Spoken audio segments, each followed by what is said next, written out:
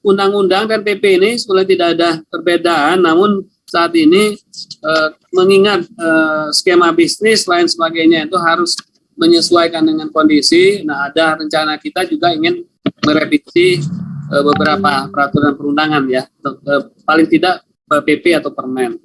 Nah, kemudian satu hal lagi di yang paling penting itu di Permen SDM 11 tahun 2021 pasal 361, izin penjualan ya, izin pembelian dan atau izin interkoneksi jaringan tenaga listrik lintas negara hanya dapat dilakukan oleh pemegang IUBTL terintegrasi. Ini ya, itu kata kuncinya ya. Jadi dia tidak boleh kalau belum memiliki izin yang IUBTL terintegrasi. Lanjut Mbak Rara. Nah, selanjutnya kita coba lihat seperti apa tadi yang sudah disampaikan Pak Suyono. Nah, kami paling tidak sudah melihat, mengidentifikasi dua konsorsium ini yang yang progresnya cukup menonjol gitu ya. Diantaranya ini Semcon Suryagen PLTN Batam, ya ini Pak Astawa. Kemudian ada Salim Konsorsium ini ya. Dari Pacific Light Power sama Medco kalau nggak salah ya. Nah ini dua konsorsium ini yang sudah serius untuk merealisasikan rencana ini. Nah diantaranya untuk yang Pak Astawa ini ya, mereka ini sudah mendapatkan persetujuan kesesuaian kegiatan pemaparan ruang ya KKPR dari Kementerian ATR. Nah, sedangkan kalau Salim Konsorsium ini dalam proses ya. Nah ini beberapa hal yang mungkin ada duluannya ya, advance-nya ya grupnya Pak Astawa, atau yang telatnya dari grupnya Pak Astawa itu sudah kita diskusikan dalam beberapa waktu belakangan. Lanjut, kalau kita melihat lebih luas lagi, kalau ke master plan dari ASEAN Power Grid ya. Jadi di sini sebetulnya ya di Sumatera ke Malaysia itu yang di nomor 4 sebetulnya dulu sudah ada perencanaan satu unit untuk Malaysia, satu unit untuk Indonesia ya PLTU-nya. Tapi mengingat PLTU sudah mulai di stop, jadi ini rencana ini mungkin akan lebih lama lagi untuk bisa. Tapi who knows ya, kalau memang nanti pimpinan negara ASEAN ini memiliki pendapat yang lebih depan. Nah ini jadi ASEAN itu tersambung ya Bapak Ibu semua ya. Tadi sharing EBT itu akan dimungkinkan bisa dilakukan nanti setelah ini terinterkoneksi semua. Baik lanjut. Nah lebih detail lagi di sini dia yang di ASEAN Interconnection Master Plan ini ya. AIMS 3 ini dengan stronger ASEAN Interconnectivity could enable IMS to maximize the RA potential ya.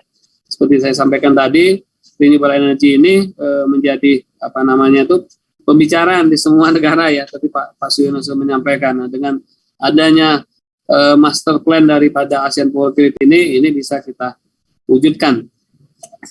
Lanjut Pak Bu Rana, nah ini kalau kita lihat lagi di interkoneksinya Sumatera ya, yang existing itu yang sudah bol ya, lainnya ya, nah yang putus-putus ini yang 500 kP ya, tapi sudah mulai dilakukan. Nah inilah menjadi modal kita nanti ya, dengan potensi yang sangat besar di Sumatera, ini berpotensi besar untuk diekspor ya ke Malaysia ataupun ke Singapura ya, tentu saja setelah kita cukup ya, itu yang paling penting. Kemudian lanjut, nah di sini kami ingin menggambarkan potensi energi terbarukan di Sumatera ya. Di sini terlihat memang di Sumatera itu cukup besar ya dibanding ke pulau-pulau lain, khususnya Sumatera dan Sulawesi. Ya sebetulnya Papua juga besar ya, tapi memang masih sangat challenging ya, masalah ini masih begitu banyak di Papua ya. Nah, tentu saja nanti Sumatera, Sulawesi yang sudah sekarang memanfaatkan lebih banyak, nah kemudian nanti Papua. Nah di Sumatera ini kalau kita lihat besar sekali ya, ini ininya ya, baik dari PLTS, PLT air, ya, panas bumi, ya, tentu saja ya, biomas. Ini menjadi ini kita ya, modal kita dalam rangka nanti apabila penjualan listrik lintas negara. Baik Bapak Ibu, selanjutnya kalau kita lihat di itu ya, neraca dayanya Sumatera. Nah, karena itu tadi kita jangan ekspor dulu kalau belum neraca daya kita aman ya. Nah, dari perencanaan PLN 10 tahun ke depan itu memang terlihat malah ini estimasi over capacity ya. Kita akan kelebihan beban, mengingat ya, kelebihan ini kapasitas. Mengingat memang demand itu kelihatannya masih so-so aja itunya ya, peningkatannya, dan potensi dan apa namanya itu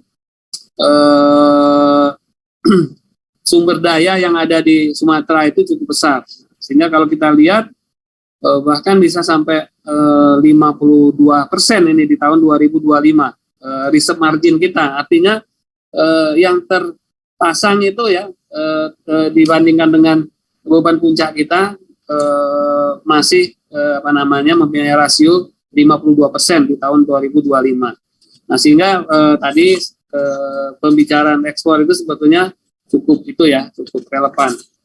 Kemudian kalau kita lihat sandingannya ini ya, sistem Jawa ya, ini lebih kurang juga ya, over capacity, tapi tentu saja di Pulau Jawa ya, khususnya tahun ini itu lebih parah ya kalau kita lihat ya. Di tahun 2022 itu hampir 60% reserve marginnya. Nah, ini yang menjadi tantangan PLN bagaimana mengusahakan atau strateginya seperti apa. Selanjutnya sampai 2026 ya masih sekitar 50%, setelah 2026 ini sedikit menurun ya sampai 2030 itu sudah ideal ya. Kalau menurut kami dari sisi teknis 30%-an itu adalah hal yang ideal. Tapi kalau menurut Pak Astawa yang ini mengusahakan membeli dan menjual, ini kelihatannya menjadi masalah gitu ya Pak Astawa ya. Mungkin itu ya Bapak Ibu, sekedar mungkin pengantar diskusi kita. Lebih kurangnya mohon maaf. Billahi taufiq wal hidayah. Assalamualaikum warahmatullahi wabarakatuh. Baik, terima kasih Pak Wanhar. Menarik sekali data yang Bapak ulas tadi. Memang kita bisa melihat kondisi kelistrikan kita, baik secara nasional maupun di grid Sumatera. Dan tadi seperti dikaitkan dengan wacana ekspor, ternyata reserve kita cukup memungkinkan ya Pak ya. Dan apalagi nanti ditambah dengan PLTS baru yang dikembangkan oleh PLN Batam dan konsorsiumnya, itu mungkin bisa menjadi lebih baik lagi dan lebih visible lagi untuk kita mempercepat ekspor ini. Baik, nanti saya akan buka kesempatan Bapak-Bapak untuk bertanya. Sebelumnya kita akan dengarkan dulu paparan dari Pak Nyoman Astawa, Direktur Utama PLN Batam, terkait dengan perencanaan strategis PLN Batam dan kaitannya dengan rencana ekspor ini. Silakan Pak Nyoman. Baik, terima kasih Pak Yono, yang saya hormati Bapak semua pembicara juga peserta webinar pada pagi hari ini. Assalamualaikum warahmatullahi wabarakatuh. Salam sejahtera untuk kita semua. Om Swastiastu, Namo Buddhaya, salam kebajikan. Terima kasih Pak Siono yang sudah mengundang kami untuk menjadi pembicara untuk sharing tentang PLN Batam dan juga mungkin sharing tentang beberapa informasi yang kami yang kami dapatkan berkaitan dengan pengembangan renewable energy di Batam dan juga di kawasan, dan juga mungkin nanti sedikit juga saya akan menyinggung mengenai isu ekspor energi bersih ini ke Singapura. Oke, next. Jadi saya awali dengan perkenalan mengenai PLN Batam. Jadi PLN Batam itulah subsidiary dari PLN, di mana sahamnya mayoriti itu dipegang oleh PLN dan ada YPKS itu porsinya sangat kecil. Kami juga punya anak perusahaan yaitu PEP yang awalnya ini core bisnisnya lebih banyak di gas facility midstream. Kami juga punya 4 afiliasi, di mana 4 afiliasi ini perusahaan-perusahaan inilah IPP yang mensuplai power ke sistem Batam. Kalau dari sisi pelanggan, total customer kita saat ini sudah lebih dari 350.000. Kemudian kalau di sisi sales ya kita melihat memang walaupun bisnis industri itu relatif kecil, tetapi ini porsinya relatif cukup besar dari sisi penjualan. Sampai dengan Maret data kita tuh menunjukkan 182 GWH penjualan kita GWH gitu ya 680 ribu dan mungkin kalau melihat perkembangan penjualan kita sampai Maret, jadi kalau alhamdulillah kalau secara holding growth-nya sekarang di triwulan 1 ini 8,4%. Kami di Batam, grup kami itu sampai dengan Maret triwulan 1 ini itu sudah 12%. Kalau penjualan kami tahunan nanti akan ada di slide berikutnya itu rata-rata 2,5 TWh. Next. Nah ini kawasan wilayah usaha kami. Jadi tadi kalau Pak Wanhar sudah menceritakan mengenai wilayah usaha. Jadi kalau secara aturan wilayah usaha di Indonesia itu dipegang oleh PLN Persero, kecuali untuk wilayah-wilayah khusus yang sudah diserahkan kepada pemegang UPTL, termasuk kepada PLN Batam. Jadi kalau melihat di sini UPTL kami, wilayah usaha kami adalah seperti yang tertera di sini. Jadi ada batasan-batasan kawasannya. Relatif kawasan atau cakupan pelayanan kami adalah 3 pulau besar ini, Batam, Rempang, Galang, atau yang biasa disingkat dengan Barelang gitu ya. Next. Nah, secara sistem atau infrastruktur kelistrikan yang ada di Batam relatif itu kami sudah cukup bagus, kami sudah looping dengan sebaran pembangkit juga yang cukup cukup merata, jika tidak terpusat di satu titik gitu ya. Kami juga sudah terinterkoneksi di tahun 2019 dengan Bintan. Di saat ini relatif kami yang lebih banyak ekspor ke Bintan gitu ya. Sekitar 70 sampai 80 mega rata-rata gitu kan. Sedangkan beban puncak kami saat ini untuk Batam Bintan sampai saat ini sampai bulan Maret itu 519 mega gitu ya. Sementara daya terpasang kami atau daya mampu kami sekitar 560-an. Sehingga kalau melihat di margin ini sangat kecil, sehingga saat ini kami sedang dalam upaya untuk bagaimana meningkatkan kapasitas pembangkit di Batam dan juga di Bintan. Tadi Pak Nwahar juga sudah menceritakan bagaimana salah satu tugas dari kami adalah di sisi infrastruktur tenaga listrikan adalah yang A yang pertama sebenarnya. Jadi kami menyebut A yang pertama itulah itu availability, ketersediaan. Nah, jadi kami harus di situ dulu bagaimana kami terus menambah kecukupan daya gitu ya. Oke. Next. Nah, kalau kita melihat, mungkin saya mau cerita sedikit dari sisi bauran energi primer, itu dari 550 mega, itu 40 mega adalah pembangkit kami menggunakan diesel, fuel, kemudian 100 mega pembangkit kami menggunakan batu bara, dan kemudian sisanya itu hampir 400 mega itu adalah gas. Nah, suplai gas kami ke Batam ini itu melalui pipa gas milik TGI itu dari Gresik dan juga dari koridor gitu. Nah, ini juga menjadi salah satu isu saat ini yaitu dari sisi security of supply. 400 mega itu hampir setara dengan 78%. Jadi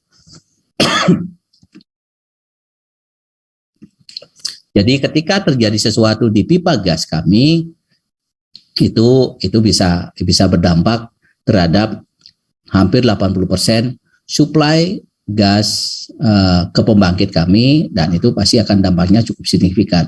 Sehingga inilah menjadi salah satu juga saat ini menjadi consideration kami bagaimana dari sisi security of supply green primary energy-nya itu kami amankan. Jadi sebenarnya kami berharap dari akan ada pembangunan ruas 1 yang menggabungkan antara West Natuna pipa West Natuna dari Natuna ke Singapura dengan PTGI, sehingga just in case terjadi masalah di supply gas yang melalui TGI ini, kita bisa ambil supply-nya itu dari West Natuna. Jadi mudah-mudahan ini kami sedang angkat isu untuk segera membangun ruas pipa 1 yang menggabungkan West Natuna dengan TGI.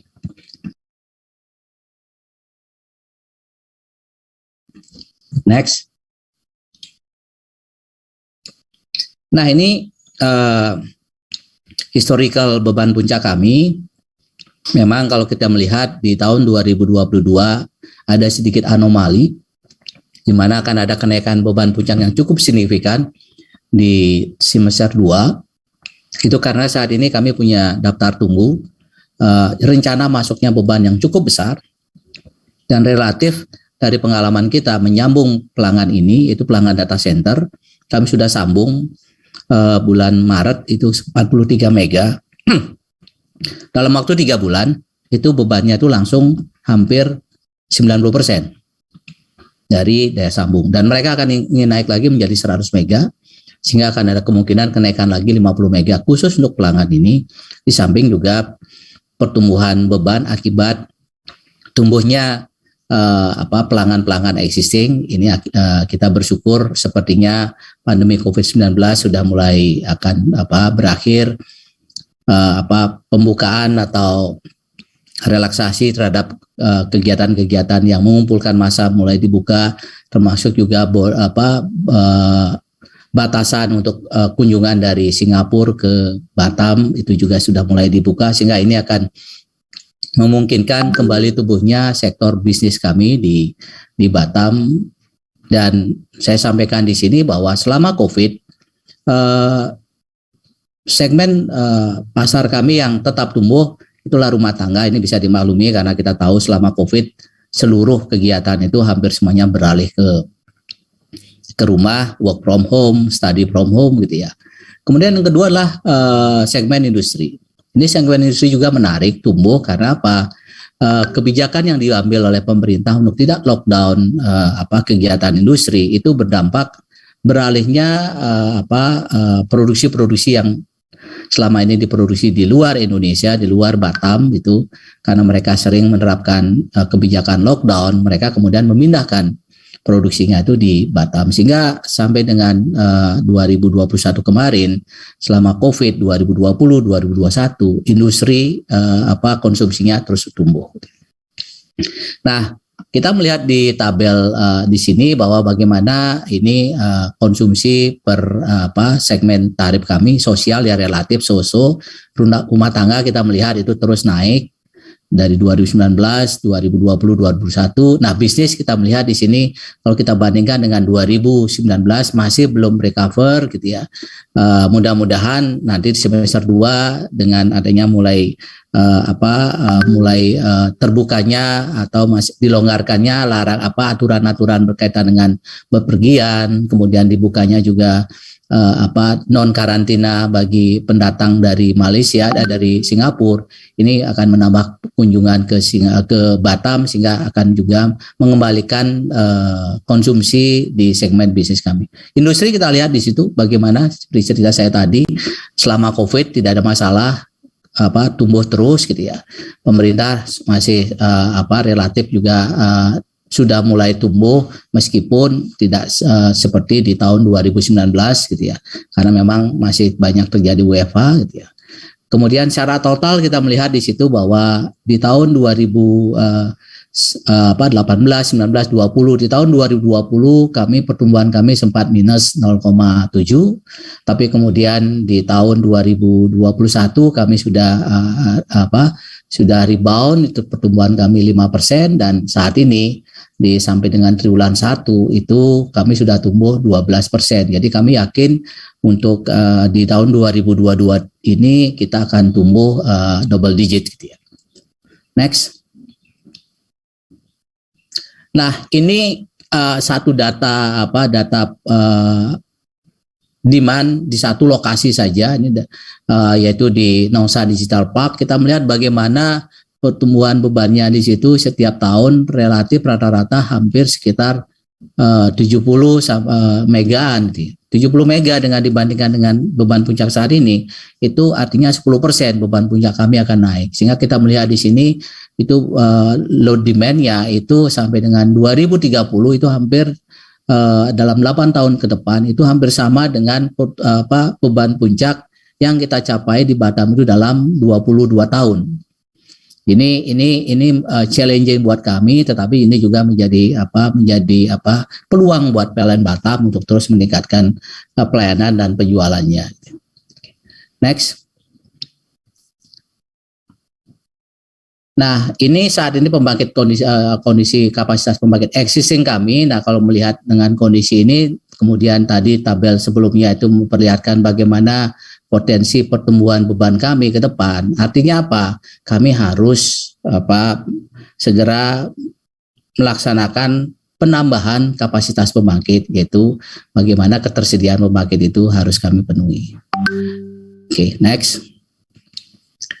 Nah, tentunya dalam kita mengelola atau membangun infrastruktur tenaga listrikan itu pasti akan kita memperhatikan apa yang disebut dengan trilema, baik energy security gitu ya. Ini berkaitan dengan bagaimana kita memenuhi kebutuhan demand dan kemudian bagaimana ketersediaan pembangkit itu sampai dengan energi primernya juga perhatikan. Energy equity ini tentunya berkaitan dengan affordability gitu ya.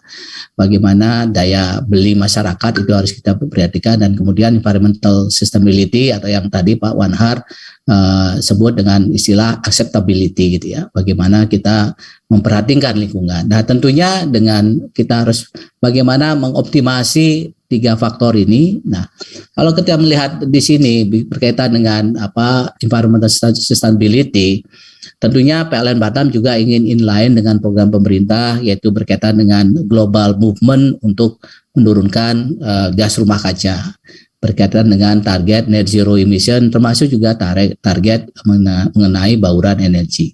Masalahnya adalah di Batam sendiri kami tidak memiliki potensi green energy, renewable energy selain matahari. Kita tidak memiliki sumber hidro, kita tidak memiliki sumber geothermal, atau mungkin wind juga kita tidak punya, sehingga saat ini kita melihat satu-satunya sumber green energy untuk bisa supply Batam dan juga wilayah sekitarnya itu adalah dari solar PV. Masalahnya kalau solar PV ini tanpa baterai, kita tahu solar PV ini termasuk variable energy resources atau yang memiliki sifat intermittence. Kita memiliki keterbatasan untuk menyerap kapasitas renewable energy dari solar PV ini masuk ke sistem.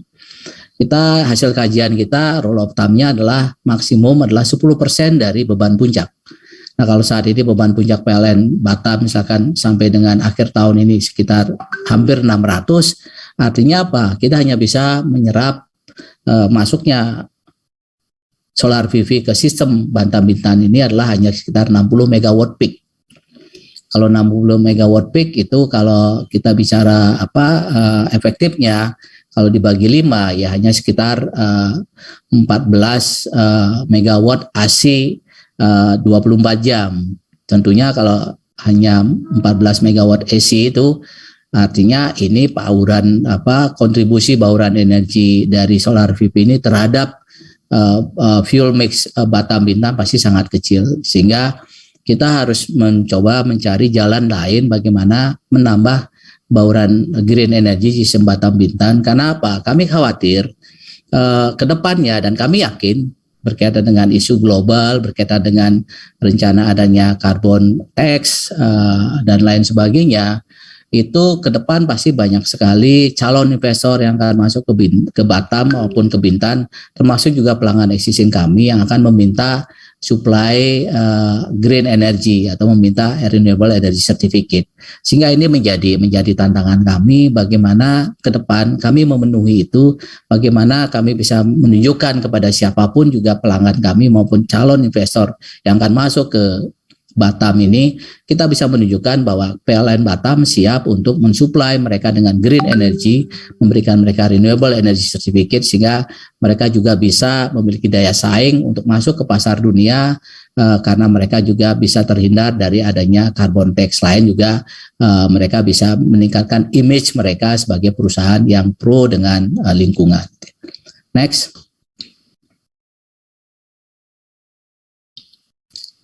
Nah, ini kalau dari potensi energi solar PV di Indonesia dan khusus di Kepri, kita melihat sebenarnya tidak begitu besar gitu ya di Kepri ini. Kalau kita nanti masuk di Batam sendiri seperti apa? Oke, next. Nah, di Batam kita tahu relatif kita tentunya tidak ingin mengokupasi lahan-lahan yang saat ini terbatas di Batam, karena kita tahu Batam ini luasan wilayahnya hanya sekitar 1.500 km persegi. Jadi ini sangat kecil, sehingga ini menjadi mohon maaf hanya sekitar 600 km persegi, sehingga ini menjadi challenging bahwa kita tentunya ingin bahwa area lahan yang tersedia saat ini tentunya kita maksimalkan untuk menopang perekonomian yang lain, untuk bagaimana menyediakan lahan untuk industri, lahan untuk bisnis, dan tentunya juga industri penopang lainnya, dan tentunya juga berkaitan dengan penyediaan lahan untuk pemukiman. Nah, yang bisa kita manfaatkan yang saat ini masih unutilized adalah permukaan bendungan. Dan kita bersyukur bahwa sebenarnya kalau lihat bendungan atau reservoir yang ada di Batam ini cukup banyak. Ini di data di tabel sebelah kiri kita melihat itu kita sebenarnya ada 10 sampai 11 bendungan di situ, tapi yang di sini lihat yang paling besar adalah Duri Angkang. Data di sini menunjukkan luasannya 7.300, tapi sebenarnya kalau data yang kami dapat gali lebih dalam, bahwa 7.200 ini itu termasuk dengan catchment areanya. Kalau yang bendungannya sendiri mungkin sekitar 2.000 hektar gitu ya. Kemudian ada juga di sini yang belum masuk adalah cukup besar adalah Tembesi. Tembesi juga cukup besar sebenarnya gitu kan. Tembesi adalah bendungan yang terakhir yang dibangun oleh BP Batam gitu ya. Nah, masalahnya adalah ada keterbatasan mengenai pemanfaatan permukaan bendungan. Sesuai dengan aturan PUPR nomor 27, di sana dibatasi hanya boleh 5%. Nah, mungkin ini yang perlu menjadi diskusi kita bersama, apakah 5% itu adalah batasan yang saat ini tidak bisa ditingkatkan. Karena melihat misalkan tetangga kita Singapura, mereka punya reservoir yang sama juga sebagai reservoir air bakunya untuk Singapura. Itu di reservoir tengah itu mereka utilisasinya hampir 30%. 30% permukaan bendungan itu mereka cover dengan floating solar PV. Jadi kalau ini dinaikkan dari 5% sampai dengan 30, itu akan bisa kita mendapatkan 6 kalinya dari potensi kita menaruh atau menginstal solar PV terapung di bendungan existing. Tapi tentunya itu akan sangat tergantung dari sisi kajian AMDAL-nya. Jangan sampai kemudian solar PV yang kita pasang ini itu merusak dari fungsi bendungan tersebut sebagai sumber air baku untuk masyarakat dan industri di Batam ini. Walaupun sebenarnya pemasangan floating solar PV di bendungan itu memiliki beberapa keuntungan. Salah satunya adalah mengurangi penguapan. Jadi saya yakin pemerintah akan mempertimbangkan ini, sehingga dengan demikian kita bagaimana membangun solar PV di Indonesia itu tidak atau berusaha untuk mengurangi okupasi lahan-lahan yang sebenarnya bisa lebih produktif untuk peruntukan yang lain, tapi bagaimana kemudian kita meningkatkan utilisasi sumber-sumber yang bisa kita gunakan untuk solar PV. Salah satunya adalah bendungan atau reservoir yang selama ini kalau di Batam ini karena ini sumber air baku itu tidak untuk perikanan, jadi tidak ada kerambah di situ, sehingga relatif tidak mengganggu peruntukan yang lain selain untuk air baku. Next. Nah, kalau kita bicara tentang rencana ekspor energi ke Singapura, seperti kita tahu Singapura sudah mengeluarkan RFP 1 ya, dan harusnya itu batas pemasukan RFP-nya itu proposalnya itulah di 14 April ini, informasi yang saya terima. Nah, kita melihat bahwa dari sisi PLN sendiri itu memiliki wacana atau rencana untuk bagaimana mengintegrasikan, melakukan interkoneksi dari Sumatera ke Batam dan juga ke Singapura. Nah, kenapa ini perlu menjadi menarik? Karena apa? Batam sendiri saya sampaikan tadi, Batam itu butuh juga bauran energi dari green energy. Sementara kondisi saat ini kita tidak punya potensi selain solar PV. Solar PV kita mempunyai keterbatasan kalau itu tanpa baterai. Kalau dengan baterai kita bisa menambah kapasitas PLTS yang masuk ke sistem, tetapi kita tahu sampai saat ini relatif biaya untuk energi storage itu masih cukup mahal gitu. Totalnya itu bisa di atas 10 sen, sementara harga jual kami saat ini rata-rata hanyalah 10 sen. Untuk pelanggan-pelanggan kami, sehingga kalau nanti BPP kami naik karena kita menaikkan kontribusi bauran energi dari solar PV plus baterai, kami khawatir dari sisi affordability itu akan bermasalah. Sehingga karena itulah kami dengan PLN Pusat itu berencana untuk bagaimana membangun grid dari Sumatera, Batam ke Singapura. Jadi kalau tadi Pak Wanhar menceritakan bahwa di RUPTL PLN 2021-2030 itu ada rencana untuk interkoneksi Indonesia dengan ASEAN melalui Pranap gitu ya. Mohon maaf, ini seharusnya bukan Perawang, ini Pranap harusnya yang di bawah lagi ya. Ini awalnya kan Perawang ya. Perawang ini dari awalnya dari sini menuju Singapura, menuju Malaysia. Itu rencananya mungkin akan dirubah RUPTL-nya. Nanti ada rencana membangun dari Pranap, Batam, kemudian Batam ke Singapura. Nah, kenapa ini bisa dikaji untuk kita bangun? Karena tadi Pak Mohar sudah menyampaikan bagaimana di RUPTL PLN sendiri khusus untuk regional Sumatera itu kita melihat bahwa reserve marginnya itu di atas 40%, bahkan ada sampai 45%, padahal untuk dari sisi keamanan dan keekonomian sebenarnya 30% itu cukup. Artinya apa? Kita bisa memiliki hampir 10% excess capacity yang ada di Sumatera yang bisa kita kirim ke Batam dan juga ke Singapura. Bahkan kita tahu selain Batam, Bintan pun di situ kita ada kawasan Batam Bintan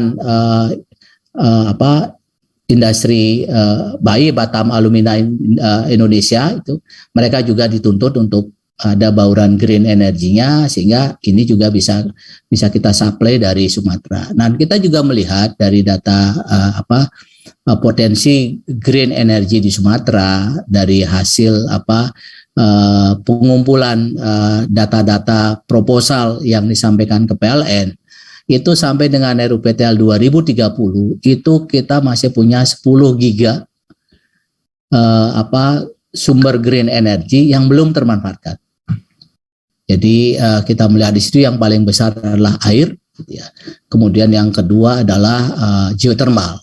Nah, jadi ini menarik menurut saya. Karena apa?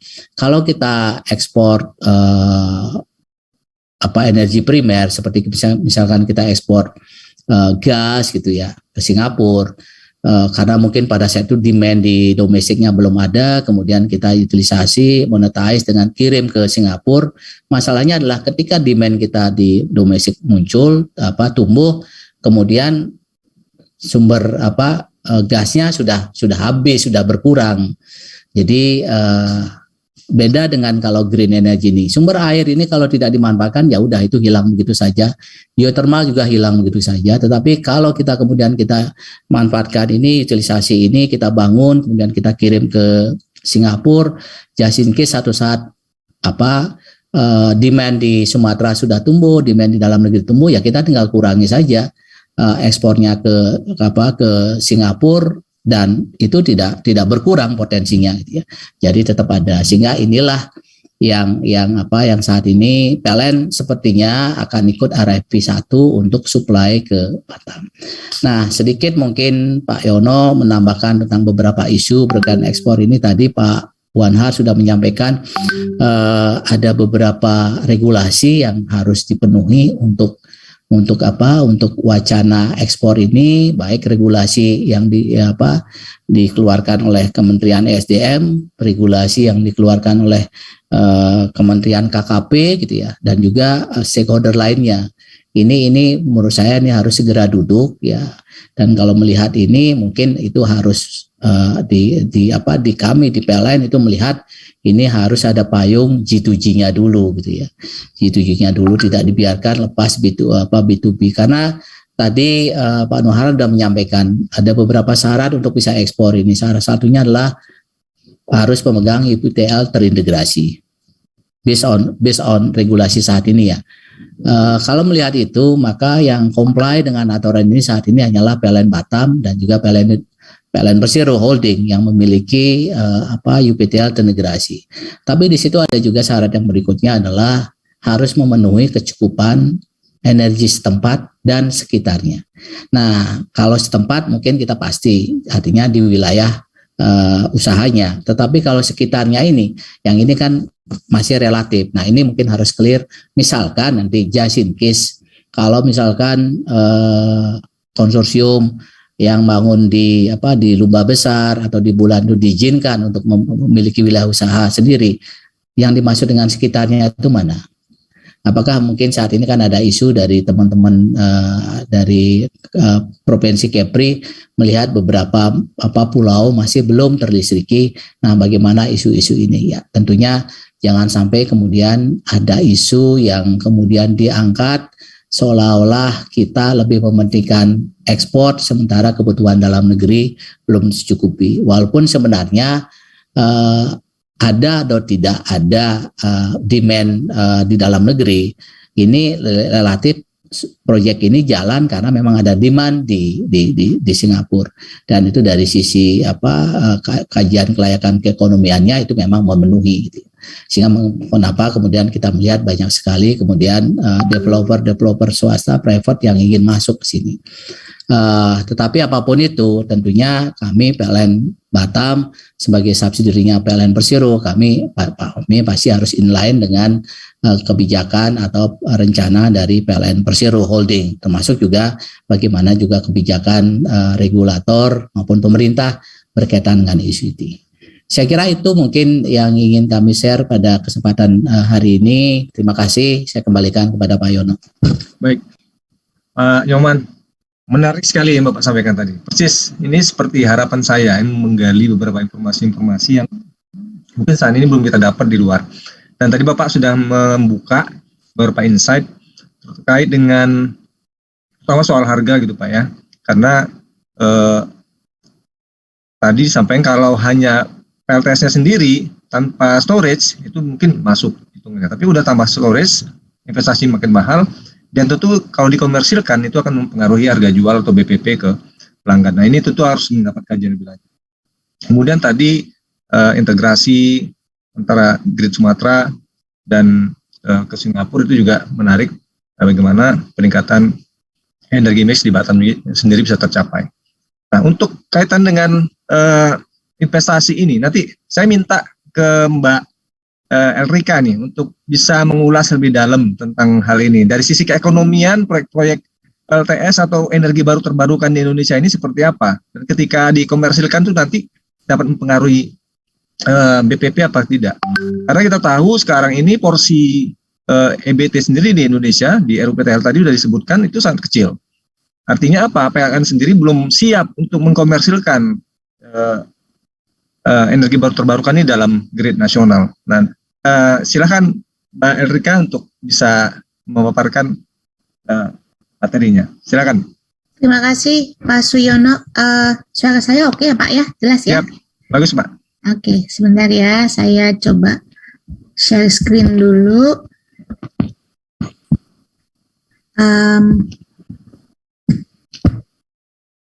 Oke. Udah kelihatan jelas, Pak?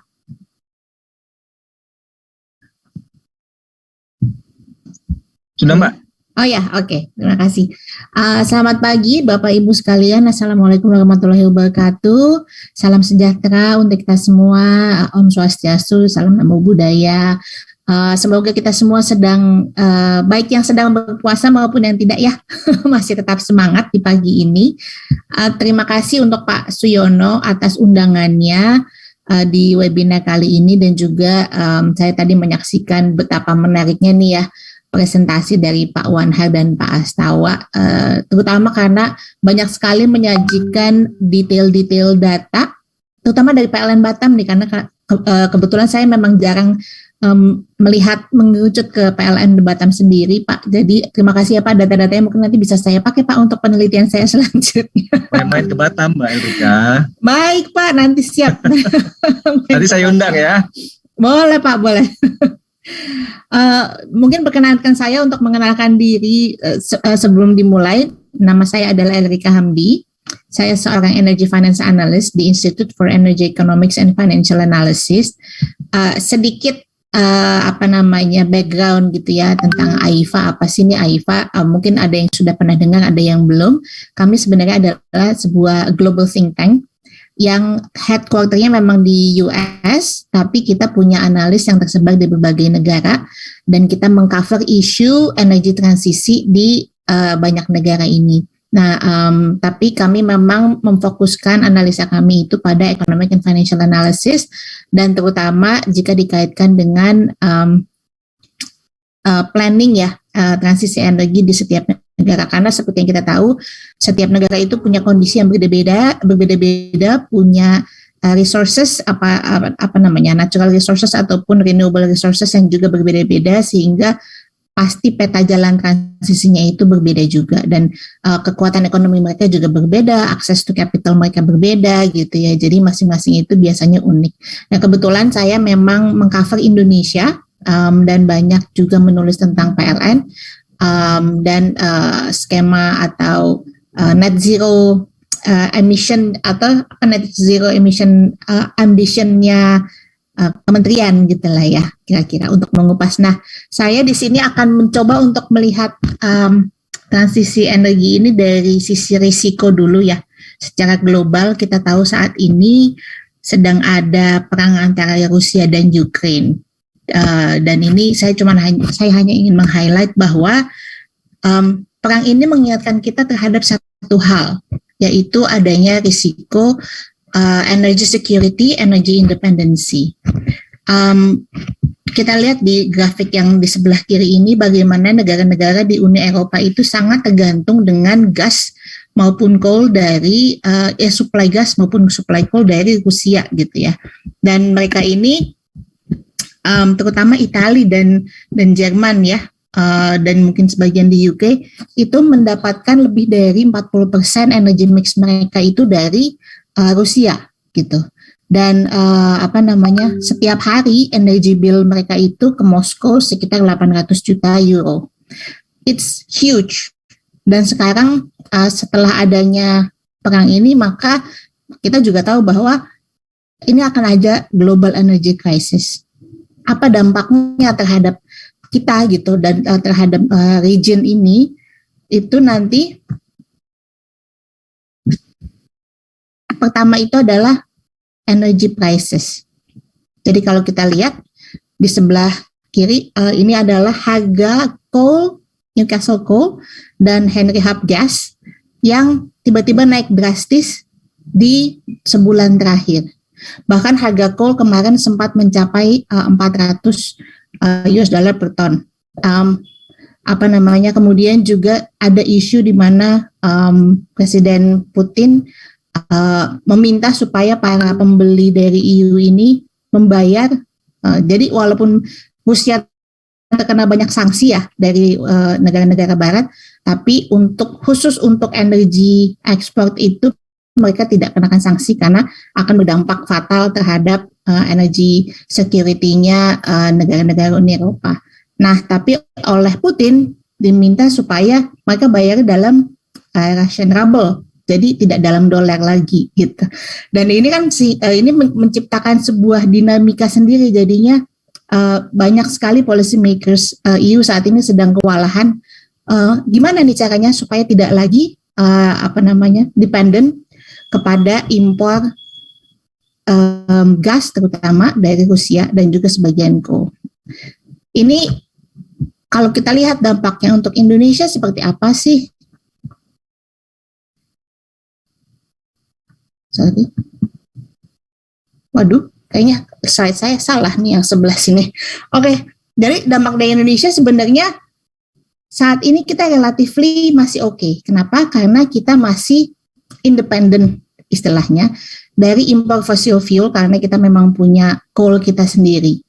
Dan justru malah kita mungkin banyak mendapatkan keuntungan karena harga coal sedang meningkat tajam gitu ya. Tapi itu hanya akan terjadi dalam short term karena seperti kita ketahui seluruh negara dunia sudah berkomitmen akan mengurangi coal fleet mereka, akan mengurangi pembangkit coal mereka, dan itu akan terjadi dengan sangat cepat, which is dalam 10 tahun ke depan. Sampai 2030, berarti dalam 8 tahun ke depan. Nah, berarti Indonesia ini saatnya udah nggak bisa lagi gitu ya untuk menunggu-nunggu untuk bertransisi. Bukan cuman karena adanya risiko terhadap harga coal maupun gas dan oil yang volatile, tapi juga terhadap market gitu. Terutama karena neraca perdagangan kita banyak yang masih bergantung pada ekspor batu bara. Nah, saya pengen masuk ke ini skenario barunya dari Kementerian SDM. Kita lihat tadi mungkin sudah dijelaskan juga banyak oleh Pak Wanhar, kita akan mulai menambah pemakaian renewable energy terutama di 2030 ya. Jadi ada huge jump di tahun 2031 ini tiba-tiba solarnya naik banyak banget. Dan saya harus apresiasi bahwa memang skenario new net zero emission dari kementerian maupun dari pemerintah ini sudah sangat ambisius untuk dilakukan gitu ya. Mengingat memang sampai saat ini kita baru memakai paling tidak sampai 2% dari potensi renewable energy kita.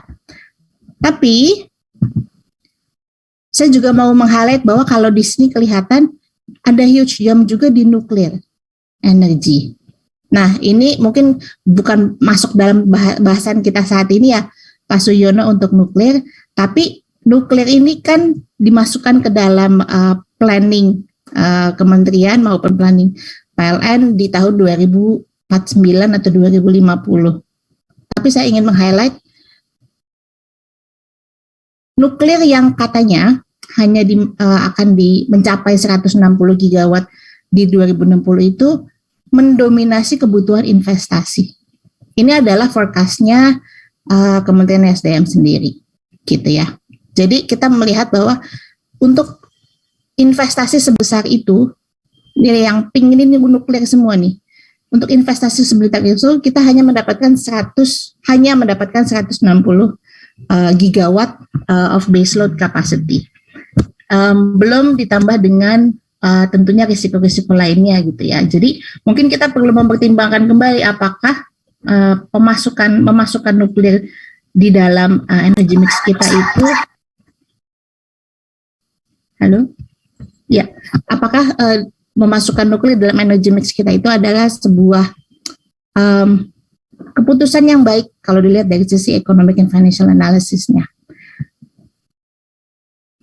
Oke, nah di sini saya ingin juga meng-highlight gitu ya.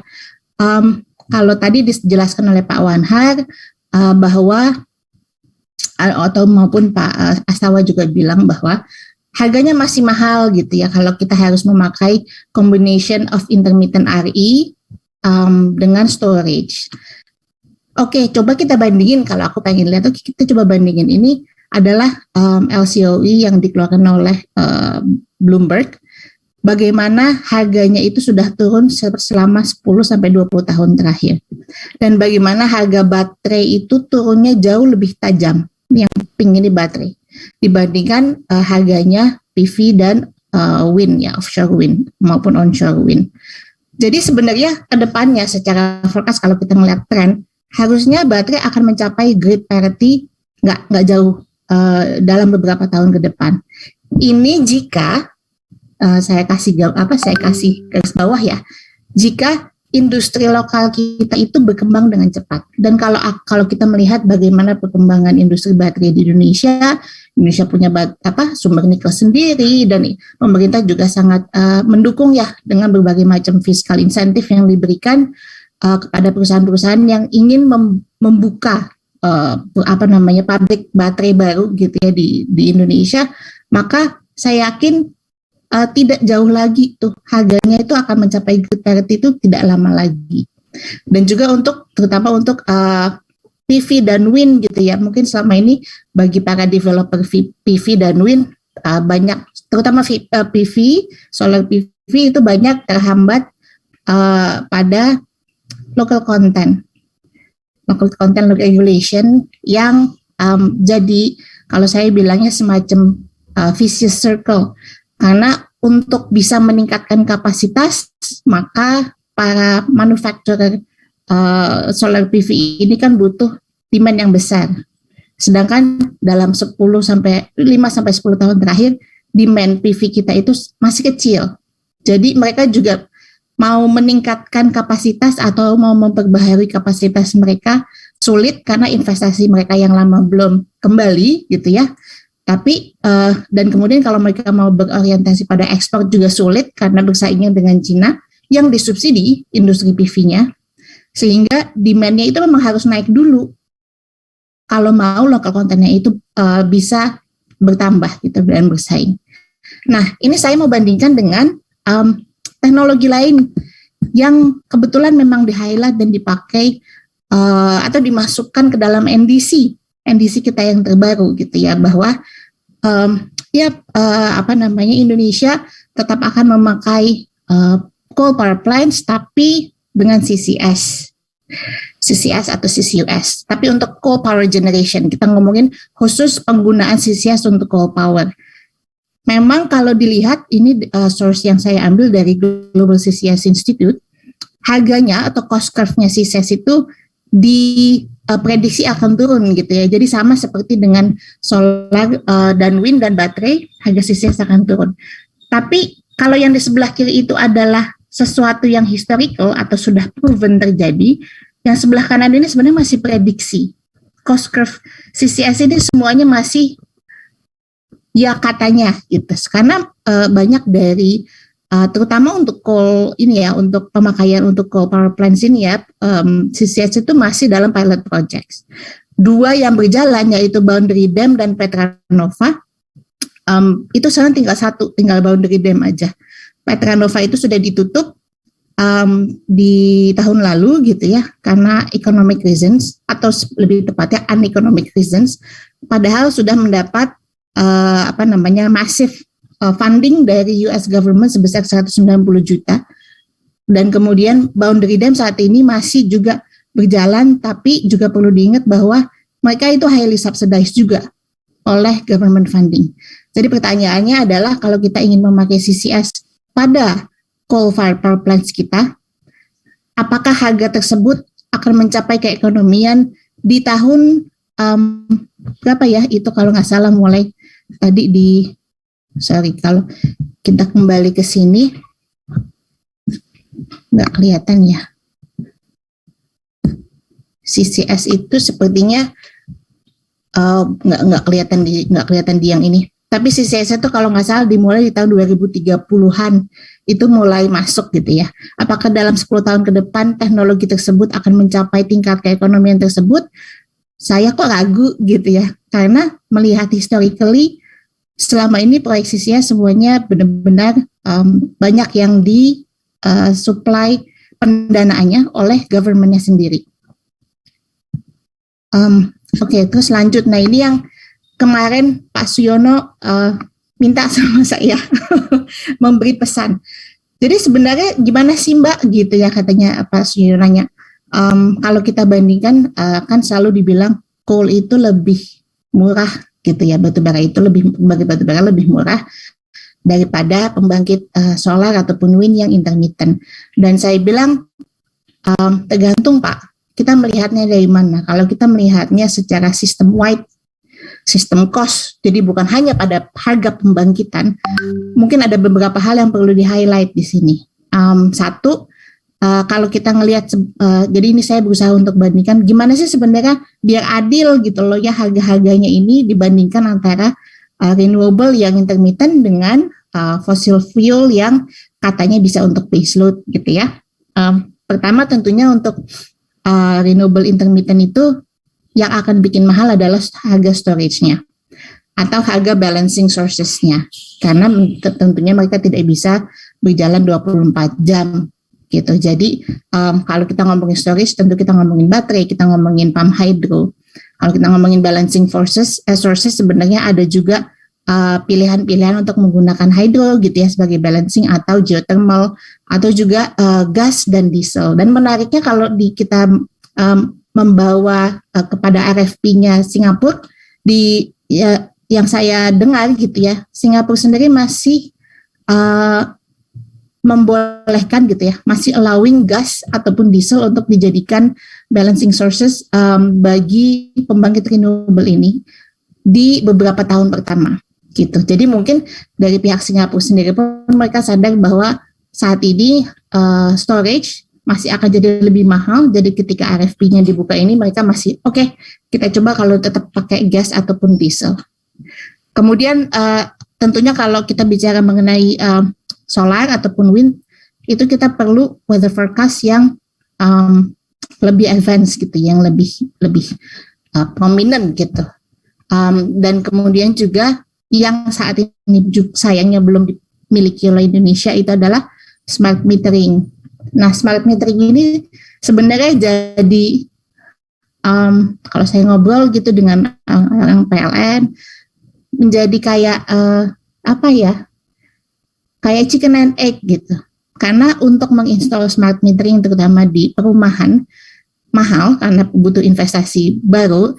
Tapi kalau tidak diinstal smart metering yang baru ini, maka akan susah sekali bagi PLN untuk bisa melakukan operasional balancingnya mereka, karena mereka tidak bisa membandingkan secara secara online gitu ya. Mungkin kalau untuk beberapa utility companies di luar negeri gitu, untuk mereka bisa melihat demand per menit gitu, bahkan ya demand per menit bergantinya seperti apa. Kalau di PLN terutama di beberapa sistem atau island grids yang masih sangat manual gitu, itu menjadi sebuah hal yang sangat sulit. Tapi itu diperlukan kalau memang kita mau bertransisi dan menggunakan banyak VRI di dalam sistem kita. Kemudian yang juga akan menjadi sangat mahal itu adalah yang tadi sempat dibahas juga gitu oleh Pak Wanher maupun Pak Astawa, kita harus mengupgrade grid kita gitu ya, termasuk salah satunya mungkin memperbanyak interkoneksi, dan itu pasti akan menjadi mahal. Tapi kalau kita bandingkan gitu dengan harganya coal gitu, true cost of coal itu apa sih sebenarnya? Karena saat ini kalau kita ngomongin coal itu murah gitu. Kadang-kadang tuh ada beberapa hal yang terlupakan. Yang pertama adalah harga coal kita itu murah karena di cap secara regulasi. Baik coal maupun gas sebenarnya saat ini di cap. Kalau kita pakai harga market price saat ini, di mana coal mencapai berapa ya? 120, 110 dolar per ton.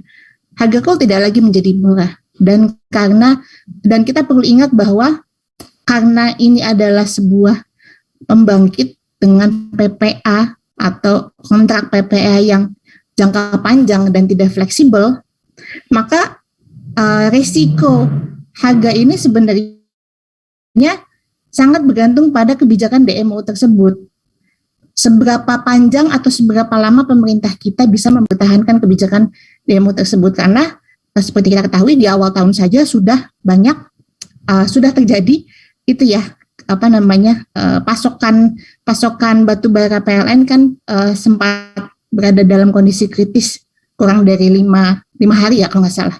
Di beberapa tempat, beberapa pembangkit kurang dari 5 hari, dan banyak dari coal miners kita yang tidak memenuhi DMO tersebut gitu ya, dan itu sempat ricuh juga, dan itu kan sebenarnya sebuah risiko yang pasti akan berulang kalau perbedaan harga antara market price dengan cap price pemerintah itu terlalu tinggi, and that's a risk that we cannot absorb all the time. Pasti akan ada waktunya di mana terjadi lagi, atau lebih parah lagi, moga-moga enggak ya, terjadi kayak minyak goreng kemarin, Pak. Sebagai ibu-ibu, saya cukup sedih melihat minyak goreng harganya naik 2 kali lipat. Karena padahal kita adalah penghasil minyak CPO terbesar di dunia. Nah, risiko ini perlu dilihat gitu, karena kalau kita terus-terusan bergantung pada policy driven untuk menentukan sebuah harga gitu ya, harga power, harga electricity, maka tidak akan panjang waktunya untuk bisa kita bergantung pada policy tersebut. Kemudian real fossil fuel cost itu juga sebenarnya harusnya menginclude carbon tax atau emission cap yang sampai saat ini belum diberlakukan, kan harusnya kemarin rencananya 1 April, tapi ditunda menjadi 1 Juli gitu ya, karena memang masih banyak isu di dalamnya. Kalau misalnya mungkin sekarang harganya masih sangat murah, tapi kalau kedepannya mahal, maka itu akan menjadi sebuah risiko sendiri terhadap harga pembangkit listrik PLTU. Kemudian juga tentunya yang kita banyak bicarakan itu adalah cost of externalities. Jadi biaya lingkungan dan biaya kesehatan yang tidak dimasukkan gitu ya. Kemudian juga yang suka ketinggalan itu adalah bahwa ada fiskal insentif yang diterima oleh fossil fuel seperti misalnya 0% royalties untuk coal yang dari mine mouth gitu ya. Dan itu kan jadinya membuat artificial gitu, harganya itu bukan harga real, karena bukan harga market price, kalau harga yang disubsidi, dan itu adalah harga yang di-cap secara policy. Jadi kalau kita mau membandingkan, harusnya kita membandingkan semua ini nih, untuk tahu sebenarnya secara sistemik, yang mana sih yang lebih mahal gitu ya harganya. Kemudian, ini saya hanya ingin memberikan contoh saja, bahwa NREL dari US sempat membuat sebuah studi tentang integration cost di kasusnya di India, dan mereka mencoba berbagai macam kayaknya simulasi ya di sini. Kalau misalnya dengan 100 gigawatt solar dan 60 gigawatt wind, kemudian dengan coal plant yang ada di India saat ini gitu ya, itu seperti apa sih kira-kira apa yang akan membuat harganya naik atau turun gitu. Dan di sini mereka melihat bahwa ternyata dengan existing coal fleet yang ada di India gitu, yang saat ini sudah ada, jadi bukan new fleet gitu ya, itu tidak perlu banyak balancing dari baterai untuk 100 gigawatt solar dan 60 gigawatt wind.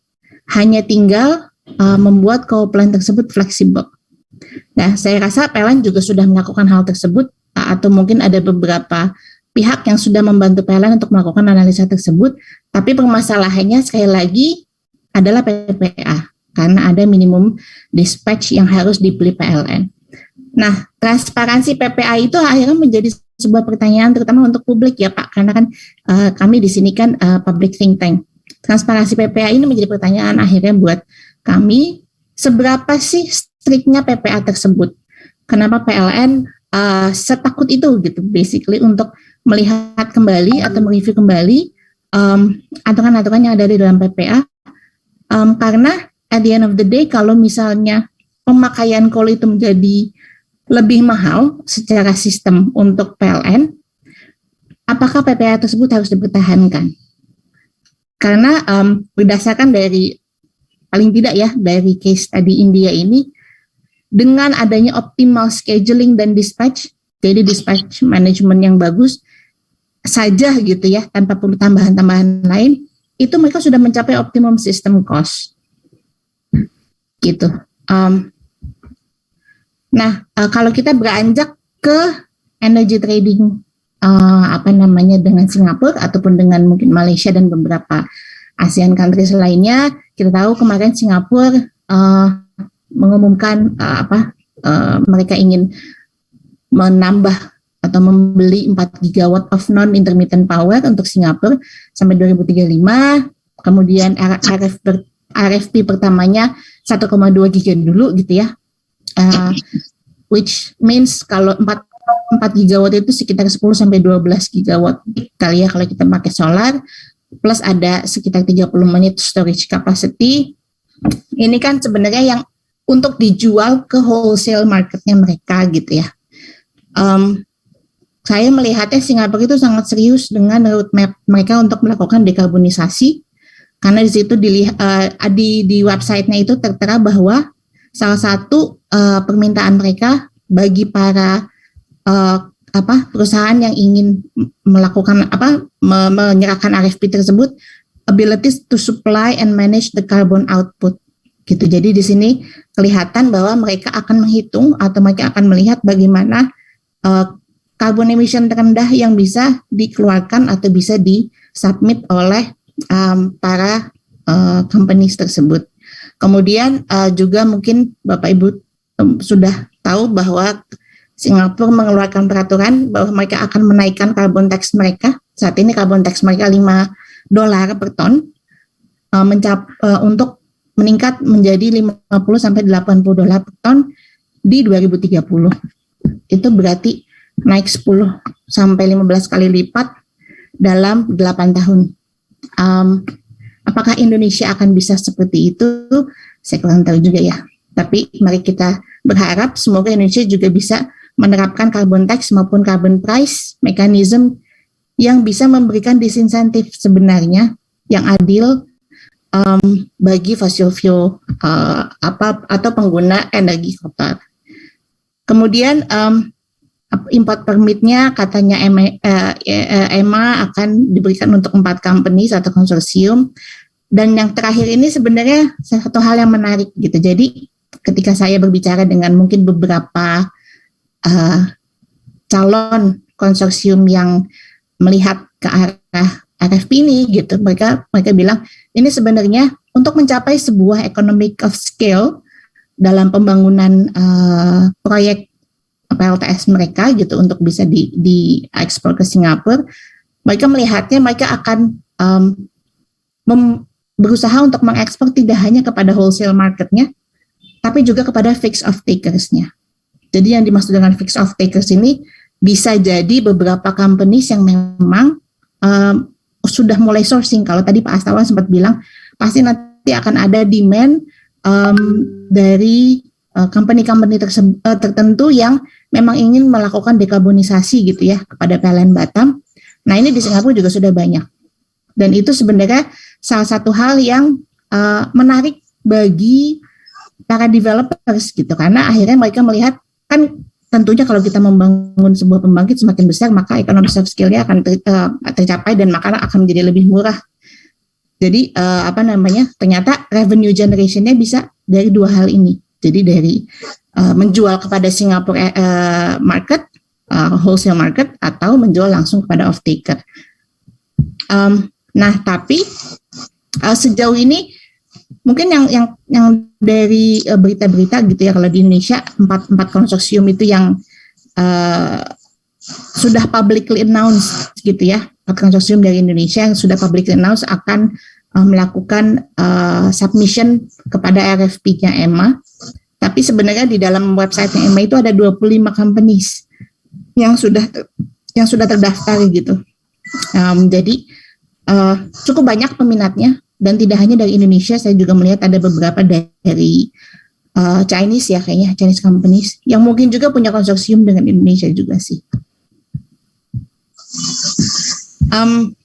Nah terakhir ini sebenarnya tadi sudah dibahas ya sama Pak Wanher maupun Pak Astawa. Cuman aku juga pengen meng-highlight aja bahwa peraturan Kementerian SDM itu benar-benar hanya applicable kepada pemegang WILUS.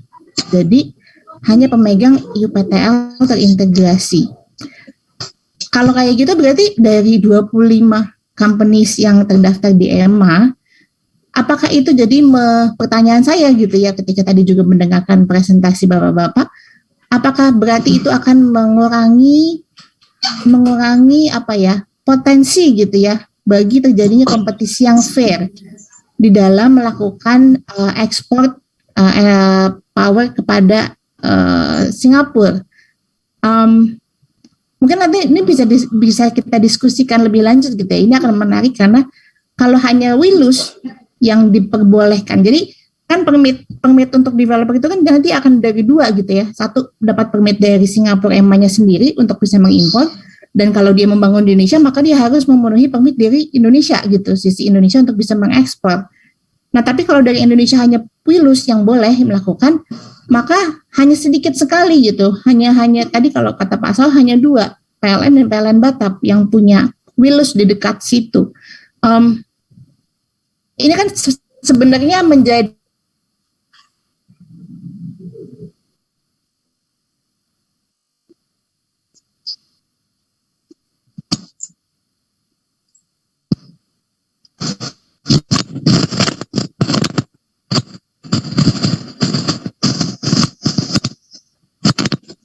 terputus ini kayaknya.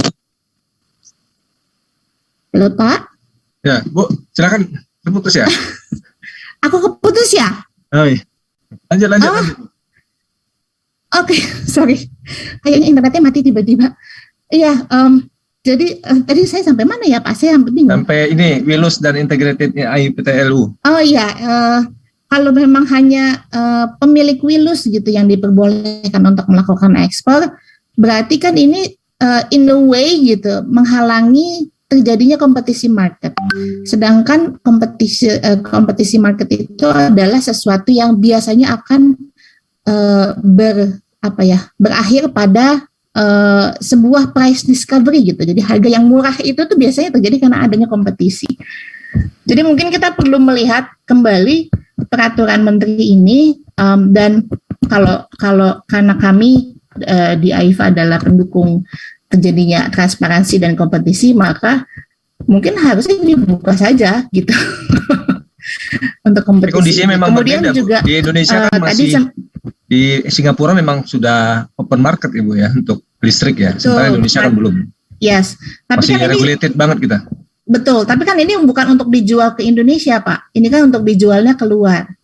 Jadi ketika itu adalah untuk dijual keluar, maka kita perlu mempertimbangkan juga gitu bahwa ini kan sebenarnya akan ada, let's say gitu ya, ini kalau misalnya ini dibuka untuk B2B yang tanpa ada pemegang WILUS, maka ini sebuah revenue juga dong untuk Indonesia. Kalau misalnya company-nya itu adalah berbasis di Indonesia, maka pembayaran pajaknya akan masuk ke Indonesia, gitu kan. Jadi sebenarnya ini sebuah potensi revenue tanpa harus dihalang-halangi oleh adanya peraturan WILUS tersebut.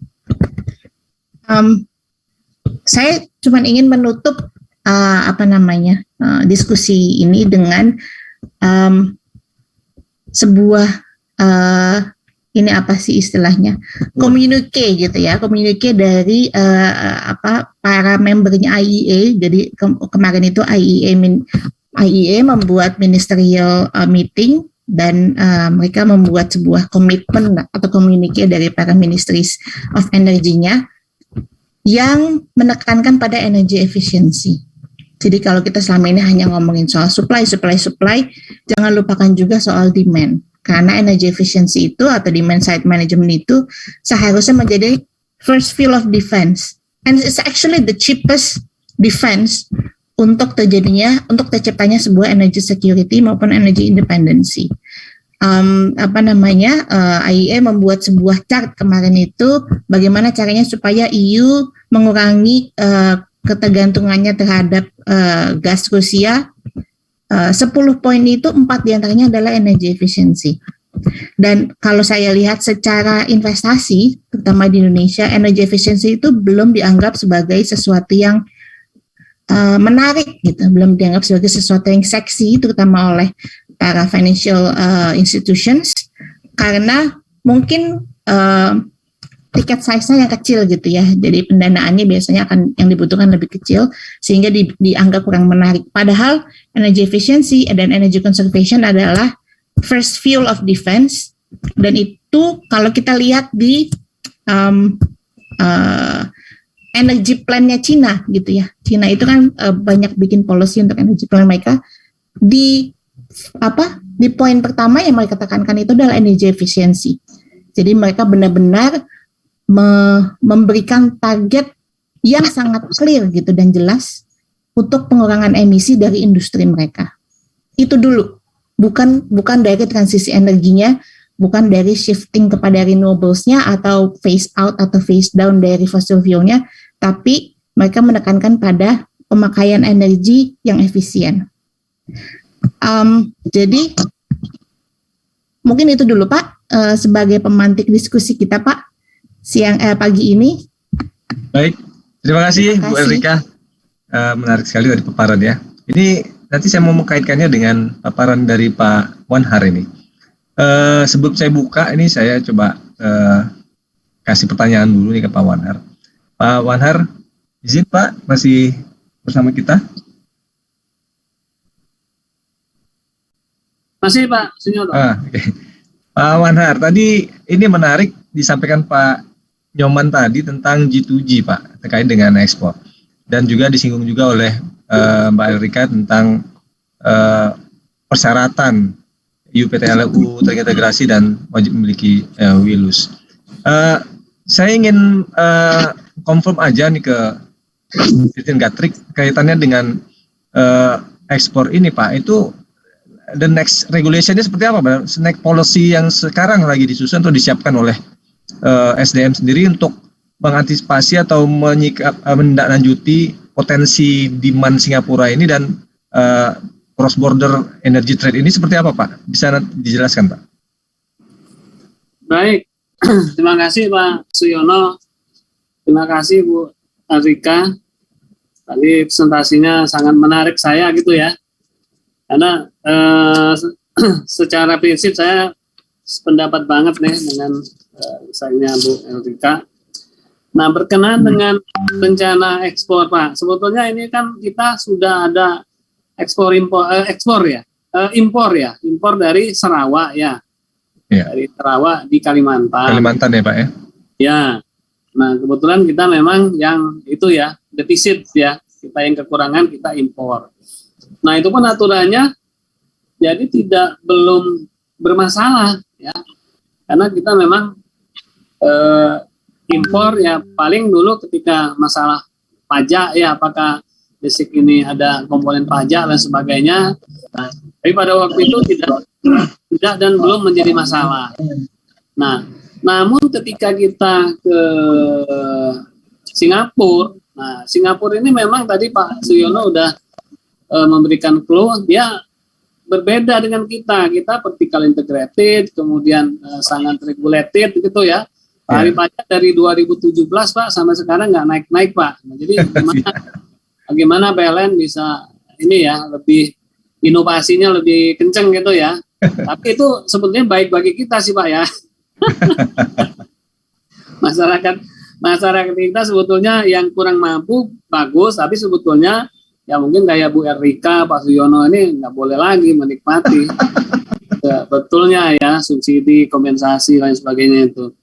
Nah di sisi lain yang Singapura ini kan sudah ini Pak, sudah kayak Amerika gitu ya. Jadi dia per 20 menit apa itu ya transaksinya itu. Jadi dia sudah pasar gitu ya. Nah ini memang dulu kita pernah sebetulnya di tahun 2002 ya, zamannya Pak Lulu kita sudah sedikit mau agak itu ya meniru Amerika gitu ya. Free market ya Pak ya. Nah tapi ternyata kan melanggar katanya. Nah ini yang kita ya, walaupun sebetulnya Pak Suyono kondisi sekarang itu bagian daripada dampak yang di kita mau restrukturisasi ya, artinya sudah ada fakta bahwa di sisi pembangkit sudah sudah kompetisi sebetulnya Pak. Tapi memang tetap dia nanti jualnya harus lewat PLN. Nah, dengan adanya perbedaan ini ya memang agak susah. Nah, kami sudah minimal 2 kali pertemuan dengan EMA Singapura. Agak susah. Satu sisi bahkan PLN mengatakan ya udah bisa nggak kami ya kayak seperti di sini berhubungan dengan perusahaan listriknya di Singapura langsung jangka panjang 20 tahun, harga mungkin bisa berubah tapi relatif bisa itu kontrol gitu kan. Nah itu maunya PLN, tapi Singapura kan nggak bisa ya, karena mereka dengan rencana ini ya, jadi ada nanti partnernya ininya kita ya, katakanlah tadi Pak Astawa ini di sana. Nah di sana nanti yang istilahnya per 20 menit tadi apakah dipakai apa enggak ya itulah. Nah sehingga memang mungkin ya kami sampaikan saja kami sedang berdiskusi untuk merevisi beberapa aturan ya, khususnya yang PP berkenaan dengan ini ya, jual beli lintas negara seperti apa nanti ininya. Nah kami juga sebetulnya menyiapkan aturan power wheeling ya. Power wheeling mungkin salah satu nanti solusi, jangan sampai tiap perusahaan bikin jaringan transmisi masing-masing ya, gitu. Mungkin lebih efektif, efisien, optimal, satu gede gitu kan, masing-masing bisa dipakai sama-sama ya Pak ya. Ya memanfaatkan. Tapi ini masih subject to discussion ya Pak ya, karena yang 2 ini kan udah masing-masing berkompetisi nih ya. Kalau kalian nggak bisa bikin yang tadi jalur bersama, mau bikin sendiri. Nah, ya.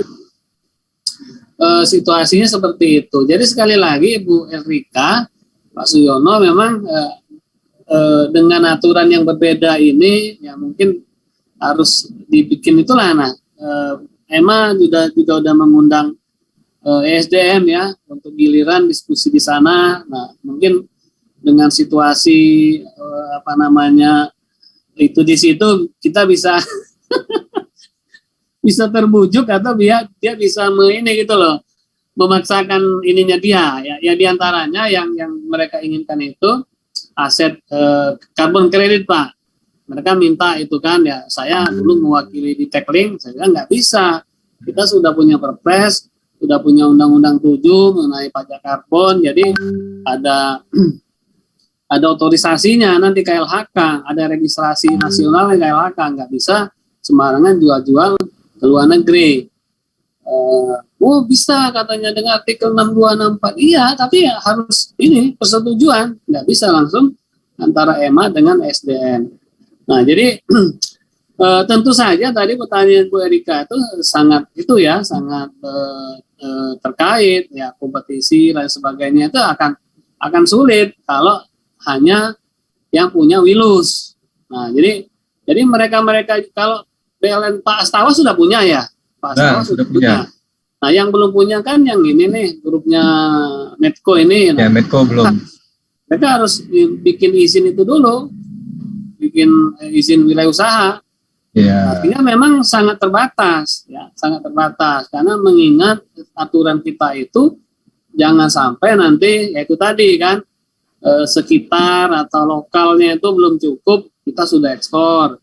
Kedua nanti ada komponen tadi ya subsidi ya,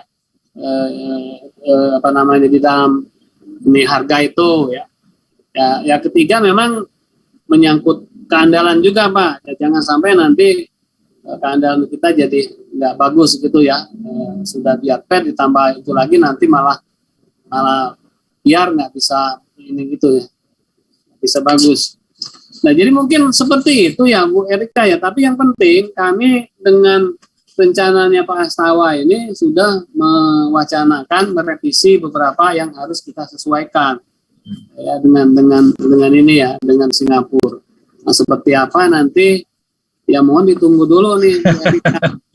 Ya. Pak izin Pak, tadi menyinggung Pak Astawa tadi, itu perlu dibuat semacam agreement G2G nggak Pak, kaitannya dengan khusus untuk ekspor energi ke Singapura ini, Pak?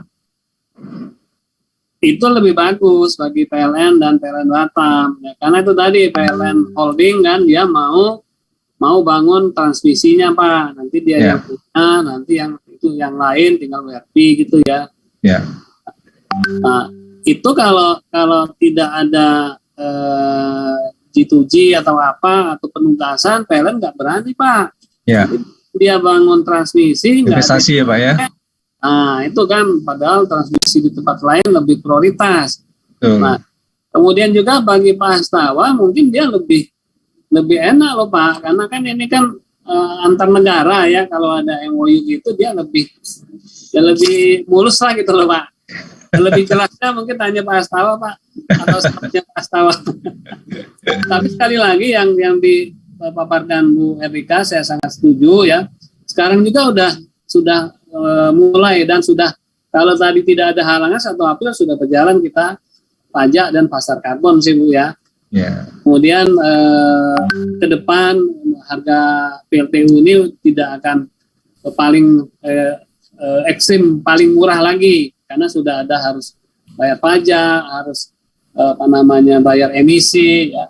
Nah walaupun nanti mungkin pasru ke tarif gitu ya, karena ini tadi seperti Ibu bilang sudah ada PPA. Nah di PPA itu kalau ada perubahan aturan yang menyebabkan ini harus ditanggung, ya harus ditanggung negara. Nah, mau nggak mau nanti di ini ya dipastru gitu ya. Nanti negara juga yang menanggung tuh.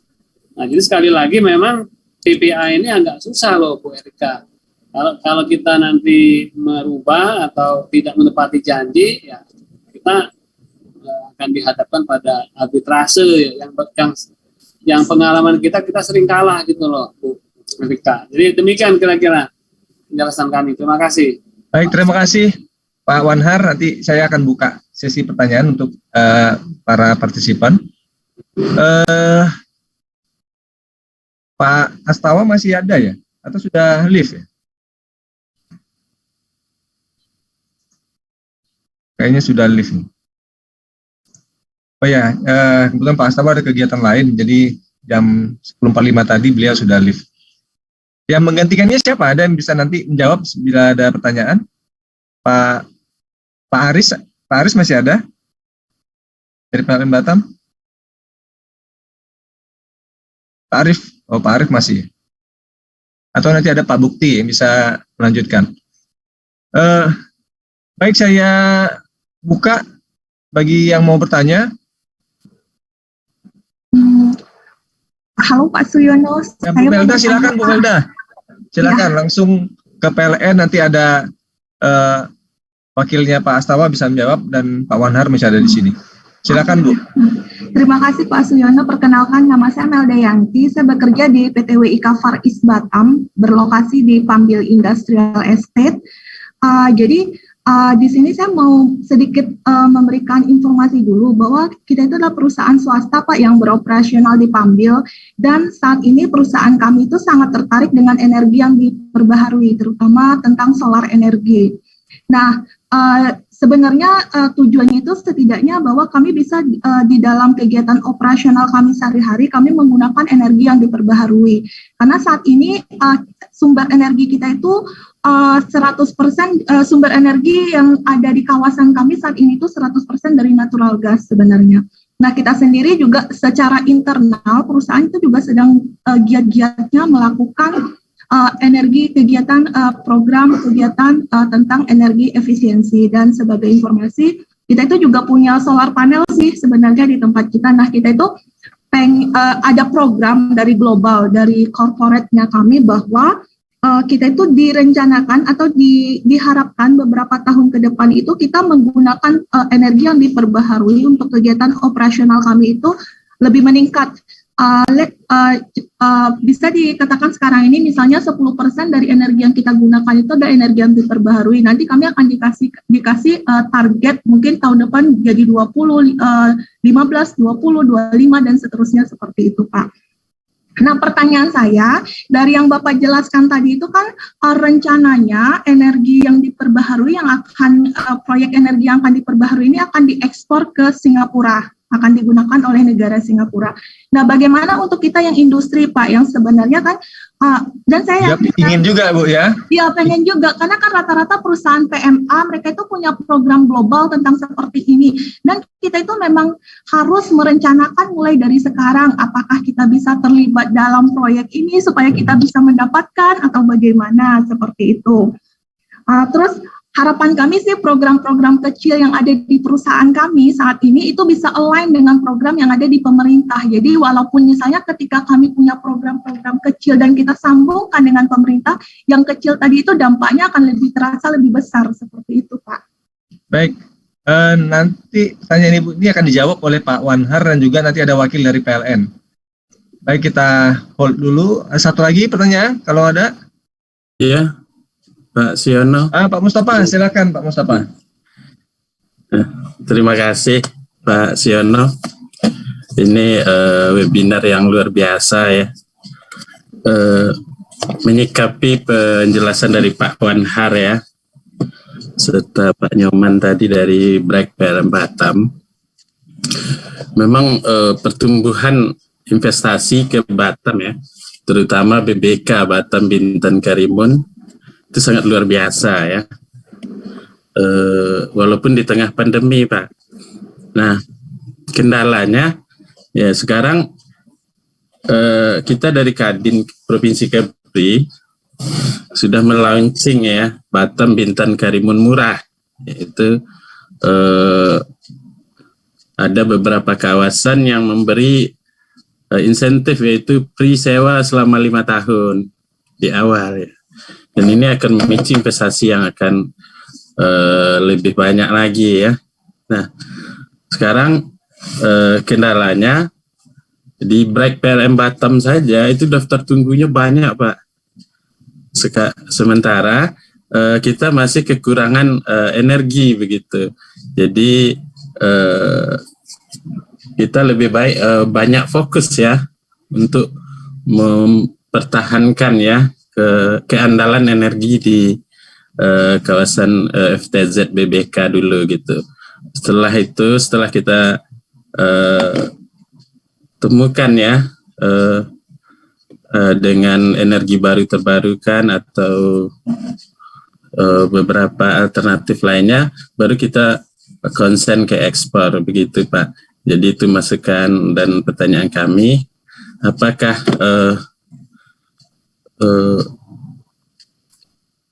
kita harus memperhatikan FTZ dulu begitu. Terima kasih.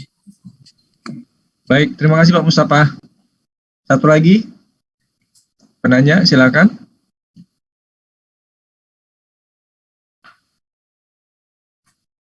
Pak Jadi, silakan Pak Jadi.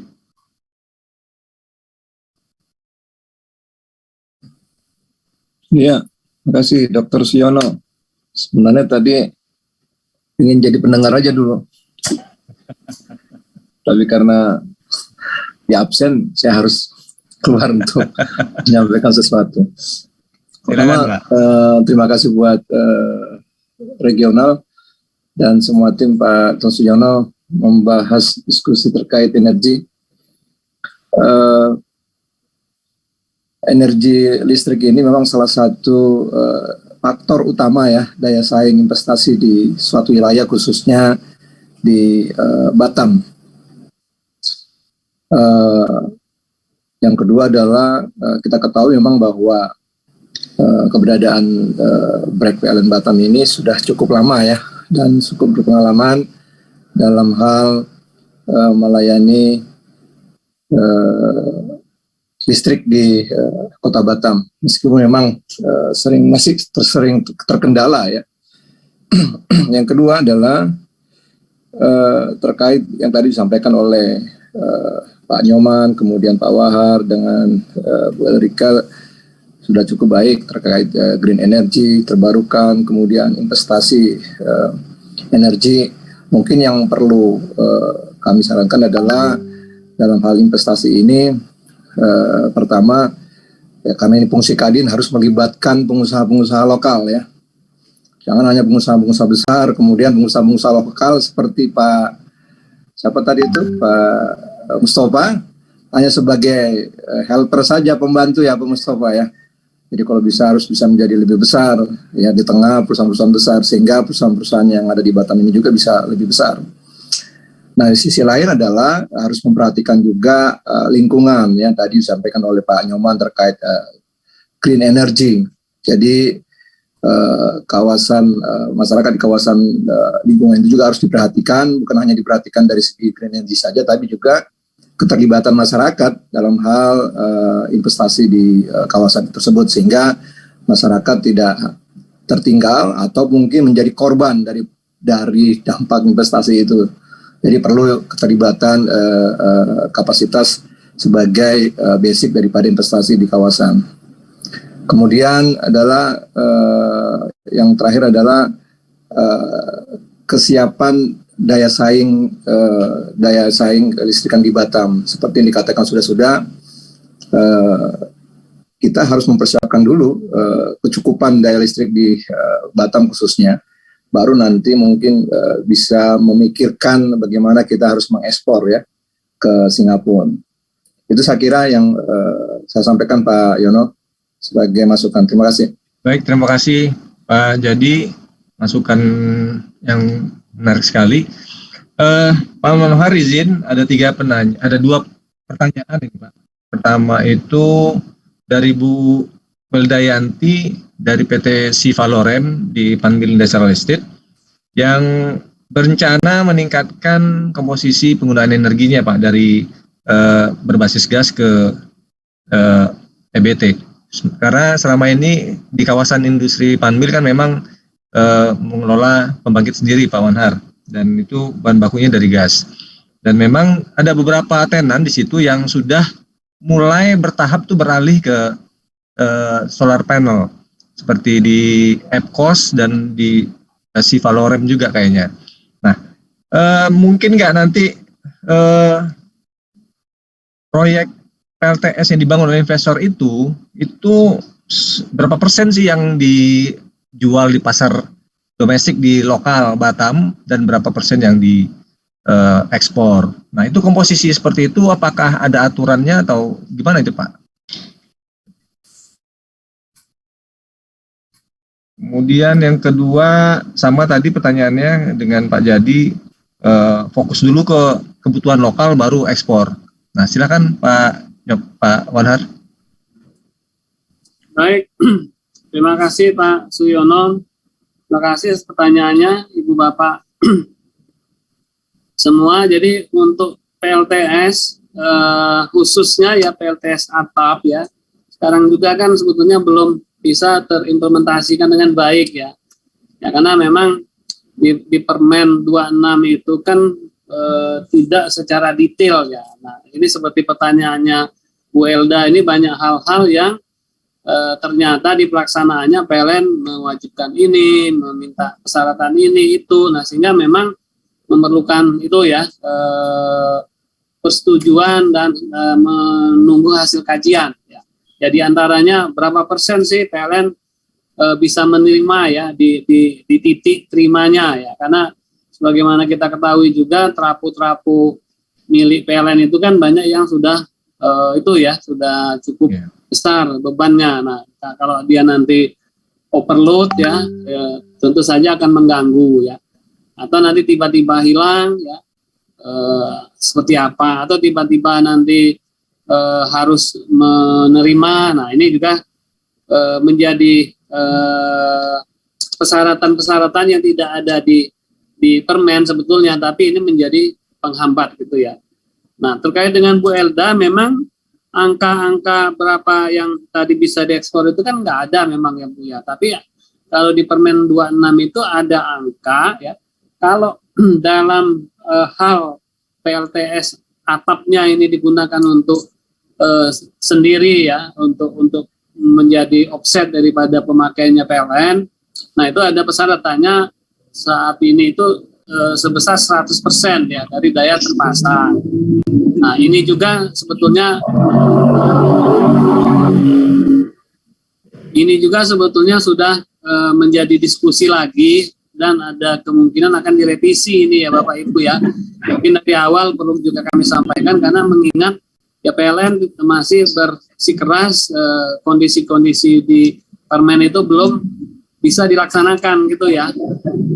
Ya kita kan kemarin kan memang sementara sepakat seperti 100% dia terpasang, ini nilai tukarnya 100%. Nah ini juga masih akan mungkin menunggu ya, karena ada rencana untuk direvisi.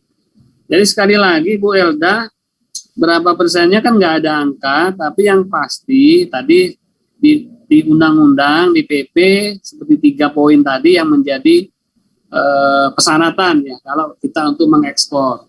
Jadi diantaranya cukup dulu untuk yang lokal sekitar, kemudian boleh ekspor, sisanya eksesnya dan kemudian nggak boleh yang mengandung subsidi ya.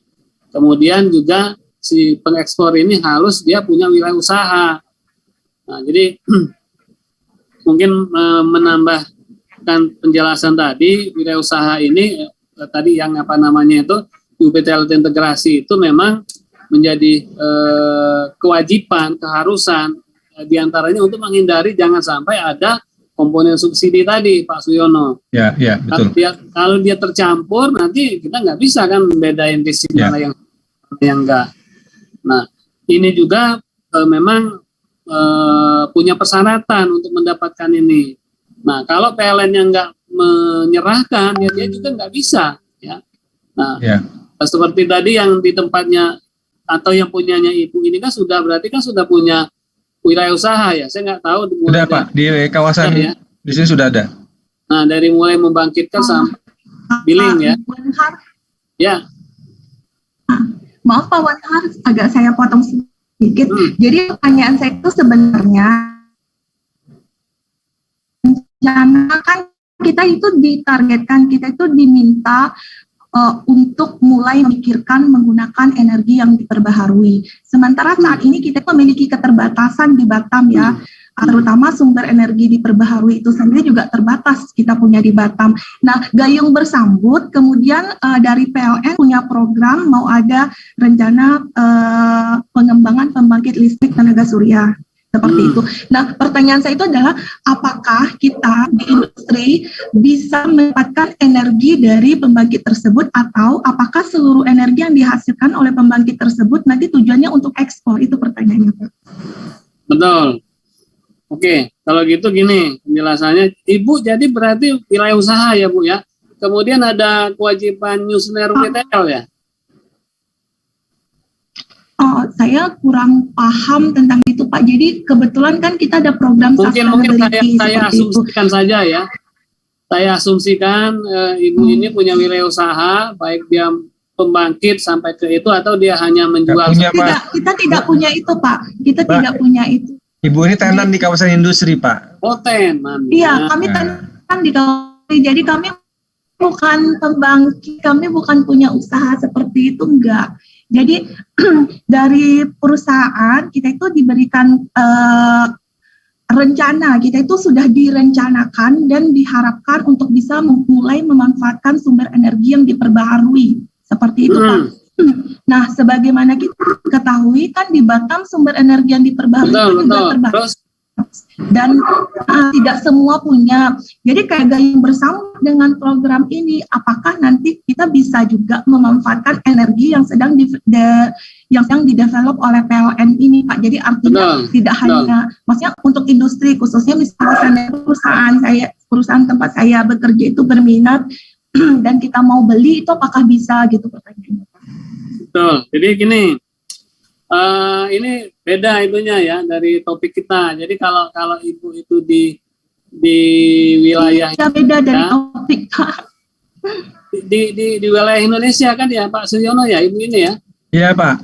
Nah jadi nggak bisa membeli dari mereka yang mau mengekspor karena nanti mungkin akan mengganggu kendalanya ya.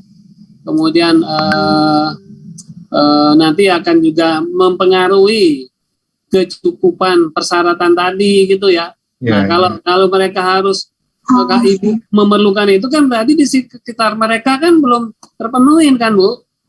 Nah jadi kalau ibu saja masih itu, nanti mereka nggak memenuhi syarat, Pak ya.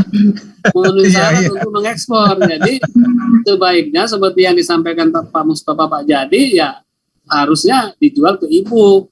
Nah, jadi agak beda Bu dari topik kita. Tapi ini juga menarik ya, sebagai ini juga ya apa namanya itu diskusi kita. Nah, ini mungkin kalau langsung ke Pak Mustafa tadi ya, Pak Suyono ya ini sebetulnya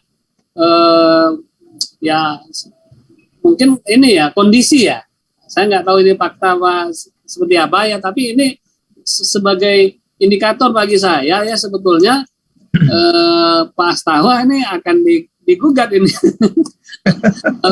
oleh sekitarnya kan. Tadi juga Pak Mustafa sudah mengatakan tadi mau listrik murah gitu kan, kemudian juga memprioritaskan sekitar areanya di Batam gitu kan. Nah, tapi apapun ya Pak Mustafa, Pak Jadi, memang ini sudah menjadi bahan diskusi kami ya. Dan kelihatannya akan ini ya akan ada dua kubu yang sama kuat, karena memang kalau dilihat dari haknya ya masyarakat orang untuk berinvestasi, berusaha, berbisnis, mereka punya hak untuk itu. Pak Astawa pun juga sudah punya wirausaha di Batam itu kan, masih mau memperluas, yang notabene sebetulnya itu bukan wilayahnya dia, itu wilayahnya PLN ya, itu wilayahnya PLN. Nah, jadi baik Pak Astawa maupun tadi yang dari Medco ya, dia harus meminta wirausaha-usahanya dulu ke SDM. Nah, kalau nanti dapat wilayah usahanya, kemudian dapat tadi kontraknya ya dengan kondisinya di Singapura ya. Nah, kemudian barulah bisa. Nah, kalau tadi persyaratan belum terpenuhi ya Pak Mustafa, tentu saja kami tidak sembarangan juga memberikan ya Pak. Nah, jadi ini menjadi bahan ini kami juga, evaluasi kami untuk memberikan wirausaha. Nah, tapi memang sepanjang yang diskusi kita lakukan, kita kan faktanya saja ya Pak Suyono ya, di pulau itu seperti yang Medco, konon saya belum ke sana ya Pak Mustafa. 2 bulan Pak. Ya, itu katanya hanya peternakan babi Pak. Betul. Dan tidak ada pelanggan atau calon pelanggan PLN yang memerlukan listrik, hanya operator-operator. Syarat awal untuk RUPTL nggak dapat ya Pak? Ternak babi. RUPTL ya.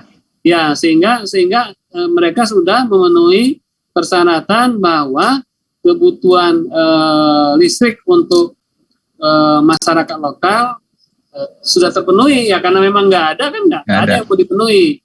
Nah, kemudian dia tidak mengandung subsidi ya, dia wirausaha, jadi tidak ada ininya tidak ada ininya negara gitu ya. Nah, kemudian yang ketiga ini yang memang masih proses mereka memiliki wilayah usaha tadi yang Ibu Erika katakan nggak bisa kompetisi kalau seperti ini. Tapi itulah faktanya aturan kita yang harus dipenuhi. Nah, jadi menanggapi Pak Mustafa, kami sebetulnya harus netral dulu nih Pak ya, karena kami sebagai pelayan ini masyarakat ini kan harus memberikan kesempatan yang itu ya, yang adil ya. Nanti kami akan dimarahin oleh Pak Bahlil nih kalau kami misalkan harus tidak menyetujui investor atau peluang bisnis gitu ya Pak Suyono ya. Jadi sekali lagi kami sepanjang persyaratan ini dipenuhi ya, nanti mungkin akan dilakukan semacam evaluasi atau konsultasi ya ke Pemda atau kemanapun. Silakan saja nanti Pak Mustafa ya untuk memberikan ininya ya pendapat dan datanya kepada kami dalam rangka nanti persetujuan wilayah usaha. Jadi untuk Pak Mustafa dan Pak Jadi, pada dasarnya saya sependapat sih ya, jangan sampai istilahnya kebutuhan di kita sendiri belum tercukupi ya, apalagi tadi kebutuhan Bu itu ya, Bu siapa tadi itu, dia pengen yang renewable energy, nah tapi malah kita itu. Tapi sekali lagi saya menempatkan kami ini sebagai di tempat yang netral ya. Itu mungkin Pak Mustafa, Pak Jadi, Pak Suyono. Pak, tadi terkait tadi disinggung oleh Pak Astawa mengenai pemanfaatan permukaan air Pak yang tadi hanya 5%, itu apakah bisa direvisi Pak? Atau itu nanti prosedur seperti apa? Apakah dari Dirjen Gatrik bisa merekomendasikan ada mungkin perubahan aturan untuk memanfaatkan permukaan air itu menjadi mungkin di atas 15 atau menjadi 20% gitu Pak?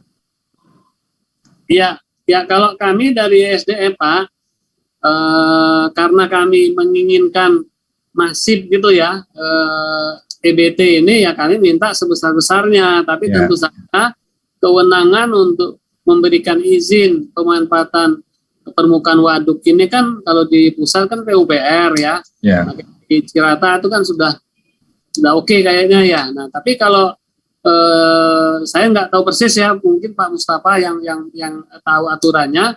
Memang ada beberapa aturan itu menjadi kewenangannya daerah juga, Pak Suyono. Nah, jadi memang angka-angka ini tentu saja ada perda atau ada aturannya gitu, Pak Suyono. Oke. Baik, terima kasih Pak Mahar. Saya bergeser ke teman-teman dari PLN Batam. Ada yang bisa mewakili Pak Astawa menjawab pertanyaan Bu Melda? Terima kasih Pak. Mohon maaf saya sambil matikan kamera karena lagi jalan ke bandara Pak. Oh silakan Pak Arif. Jadi perihal kebutuhan pelanggan terkait energi baru terbarukan di PLN Batam sudah dimulai Pak untuk inisiasi.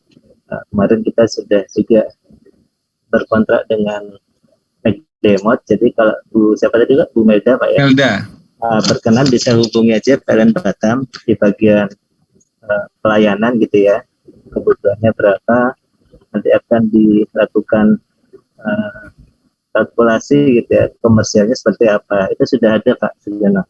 Sudah ada Pak ya, berarti industri ya setahu saya di Panbil pun sudah ada ya Pak Arif ya? Kalau Panbil kan miliki Wilu sendiri ya kalau nggak salah Pak ya? Iya Panbil Batamindo ya Pak ya? Ya, jadi bisa Bu Melda kalau memang kebutuhan di pabriknya bisa menghubungi ke bagian pelayanan aja. Jadi tidak masalah Pak ya kalau ada mau masang PLT sendiri Pak ya di pabrik Pak ya? Ya nanti kita yang pasang Pak. Ya PLN yang pasang, permintaan dari industri ya Pak ya? Betul Pak. Ya. Oke clear. Bu Melda silahkan datang ke PLN jumpai Pak Arif ya. Dan saya Pak ada bagiannya. Oh ada lagi. Oke. Ya ada Pak Daniel. Oke. Pak Daniel ya. Pak Daniel. Ya. Oke. Pak Mufis bagian komersial ya. Bagian komersil, baik. Boleh. Oke.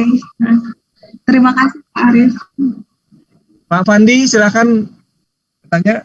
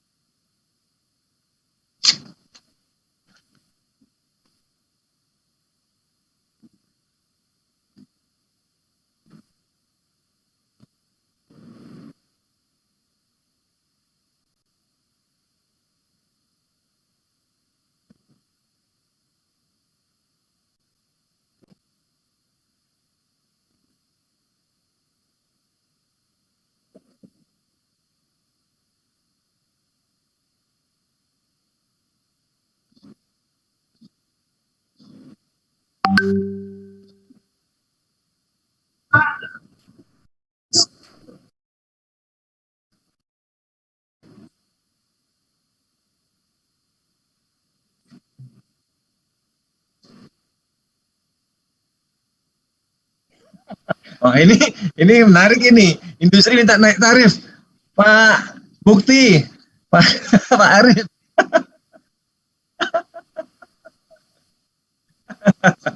Ini menarik nih Pak Bukti, nanti bisa minta lanjuti.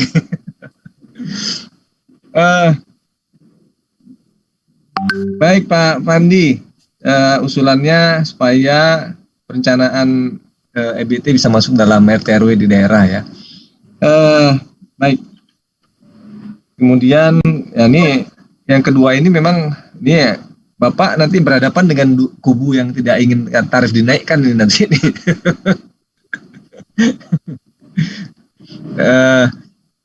PLN ada. Ya, silakan. Saya penasaran, pengen nanya Pak Wanhar, boleh nggak? Silakan. Kalau tidak ada pertanyaan dari peserta yang lain, nggak, saya tadi tergerak aja ketika Pak Wanhar bilang seharusnya PLN Batam maupun PLN gitu kan sesuai undang-undang harusnya memenuhi kebutuhan lokalnya dulu gitu ya. Baru kita berbicara mengenai ekspor. Kemudian tadi sempat disebutkan juga tentang salah satu alasan atau rencana yang diwacanakan itu untuk membangun transmisi. Jadi PLN membangun transmisinya sendiri yang kemudian bisa dipakai untuk power wheeling gitu ya Pak ya. Kan kebetulan memang saya banyak menganalisa PLN dan kondisi keuangannya PLN Pak. Jadi pertanyaan saya saat ini dengan keterbatasan kapitalnya PLN gitu ya Pak saat ini, apakah tidak lebih baik prioritas investasinya PLN itu ya dipusatkan di grid aja gitu atau di sistem atau di tadi sempat dibilang kalau salah satu hambatannya PLTS atap untuk diterapkan karena banyak mungkin infrastruktur grid PLN yang belum mampu menerima either ke terlalu penuh gitu kali ya, udah overloaded atau sudah terlalu tua gitu, di titik interkoneksinya juga mungkin ada permasalahan. Bagaimana kalau misalnya memang prioritas investasinya PLN maka disiapkan ke arah situ aja gitu. Jadi daripada PLN kemudian masih tetap diberikan, kan PLN kan berbeda ya Pak sama perusahaan swasta. Kalau perusahaan swasta kan memang mereka profit oriented. PLN ini kan sebenarnya secara legal pun profitnya itu bisa didapatkan dari 7-8% margin yang memang diperbolehkan secara undang-undang ya. PLN bisa, makanya itu ada konsep subsidi maupun kompensasi tersebut gitu kan. Karena PLN memang diperbolehkan untuk men-charge 7-8% dari total cost-nya mereka gitu. Tapi kan tetap dengan kondisi keuangannya saat ini gitu kan, dengan keterbatasan mereka, sedangkan masih istilahnya mungkin memang masih merupakan haknya gitu ya, haknya PLN ataupun PLN Batam untuk mau berinvestasi atau melakukan bisnis di yang lain gitu. Tapi bukankah harusnya mereka difokuskan dulu kepada pelayanan masyarakatnya gitu, kepada PSO-nya, instead of misalnya memenuhi market yang untuk ekspor ini gitu. Karena sebenarnya untuk market ekspor ini kan pemain swasta pun sudah banyak. Tadi kan saya list di dalam salah satu slide saya, kalau di websitenya EMA sendiri sudah ada 25 companies atau konsorsium yang sudah terdaftar gitu di EMA. Dan itu saya rasa tidak hanya 4 yang dari Indonesia, pasti banyak, mungkin ada 10-an kali ya, tapi mungkin mereka belum melakukan public announcement aja. Tapi itu kan sebenarnya sebuah itu menggambarkan bagaimana appetite investment untuk melakukan ekspor ini ke Singapura dengan menggunakan Indonesia sebagai basis pembangunan renewable-nya. Tapi kalau terbatas oleh peraturan WILUS itu Pak, karena susah mungkin ya untuk mendapatkan si WILUS ini gitu ya. Terbatas 2 aja Bu, udah. Jadi maksud saya, sedangkan yang 2 ini kan punya kewajiban lain ya, untuk melayani masyarakat gitu ya. Ini kan kewajiban juga masih tinggi. Karena kewajiban PSO ini hanya ada di kedua kedua entitas pemilik WILUS ini. Jadi saya pikir ini memang sepertinya harus dirubah gitu Pak. Peraturannya harus kembali dipikirkan gitu, karena kalaupun PLN mau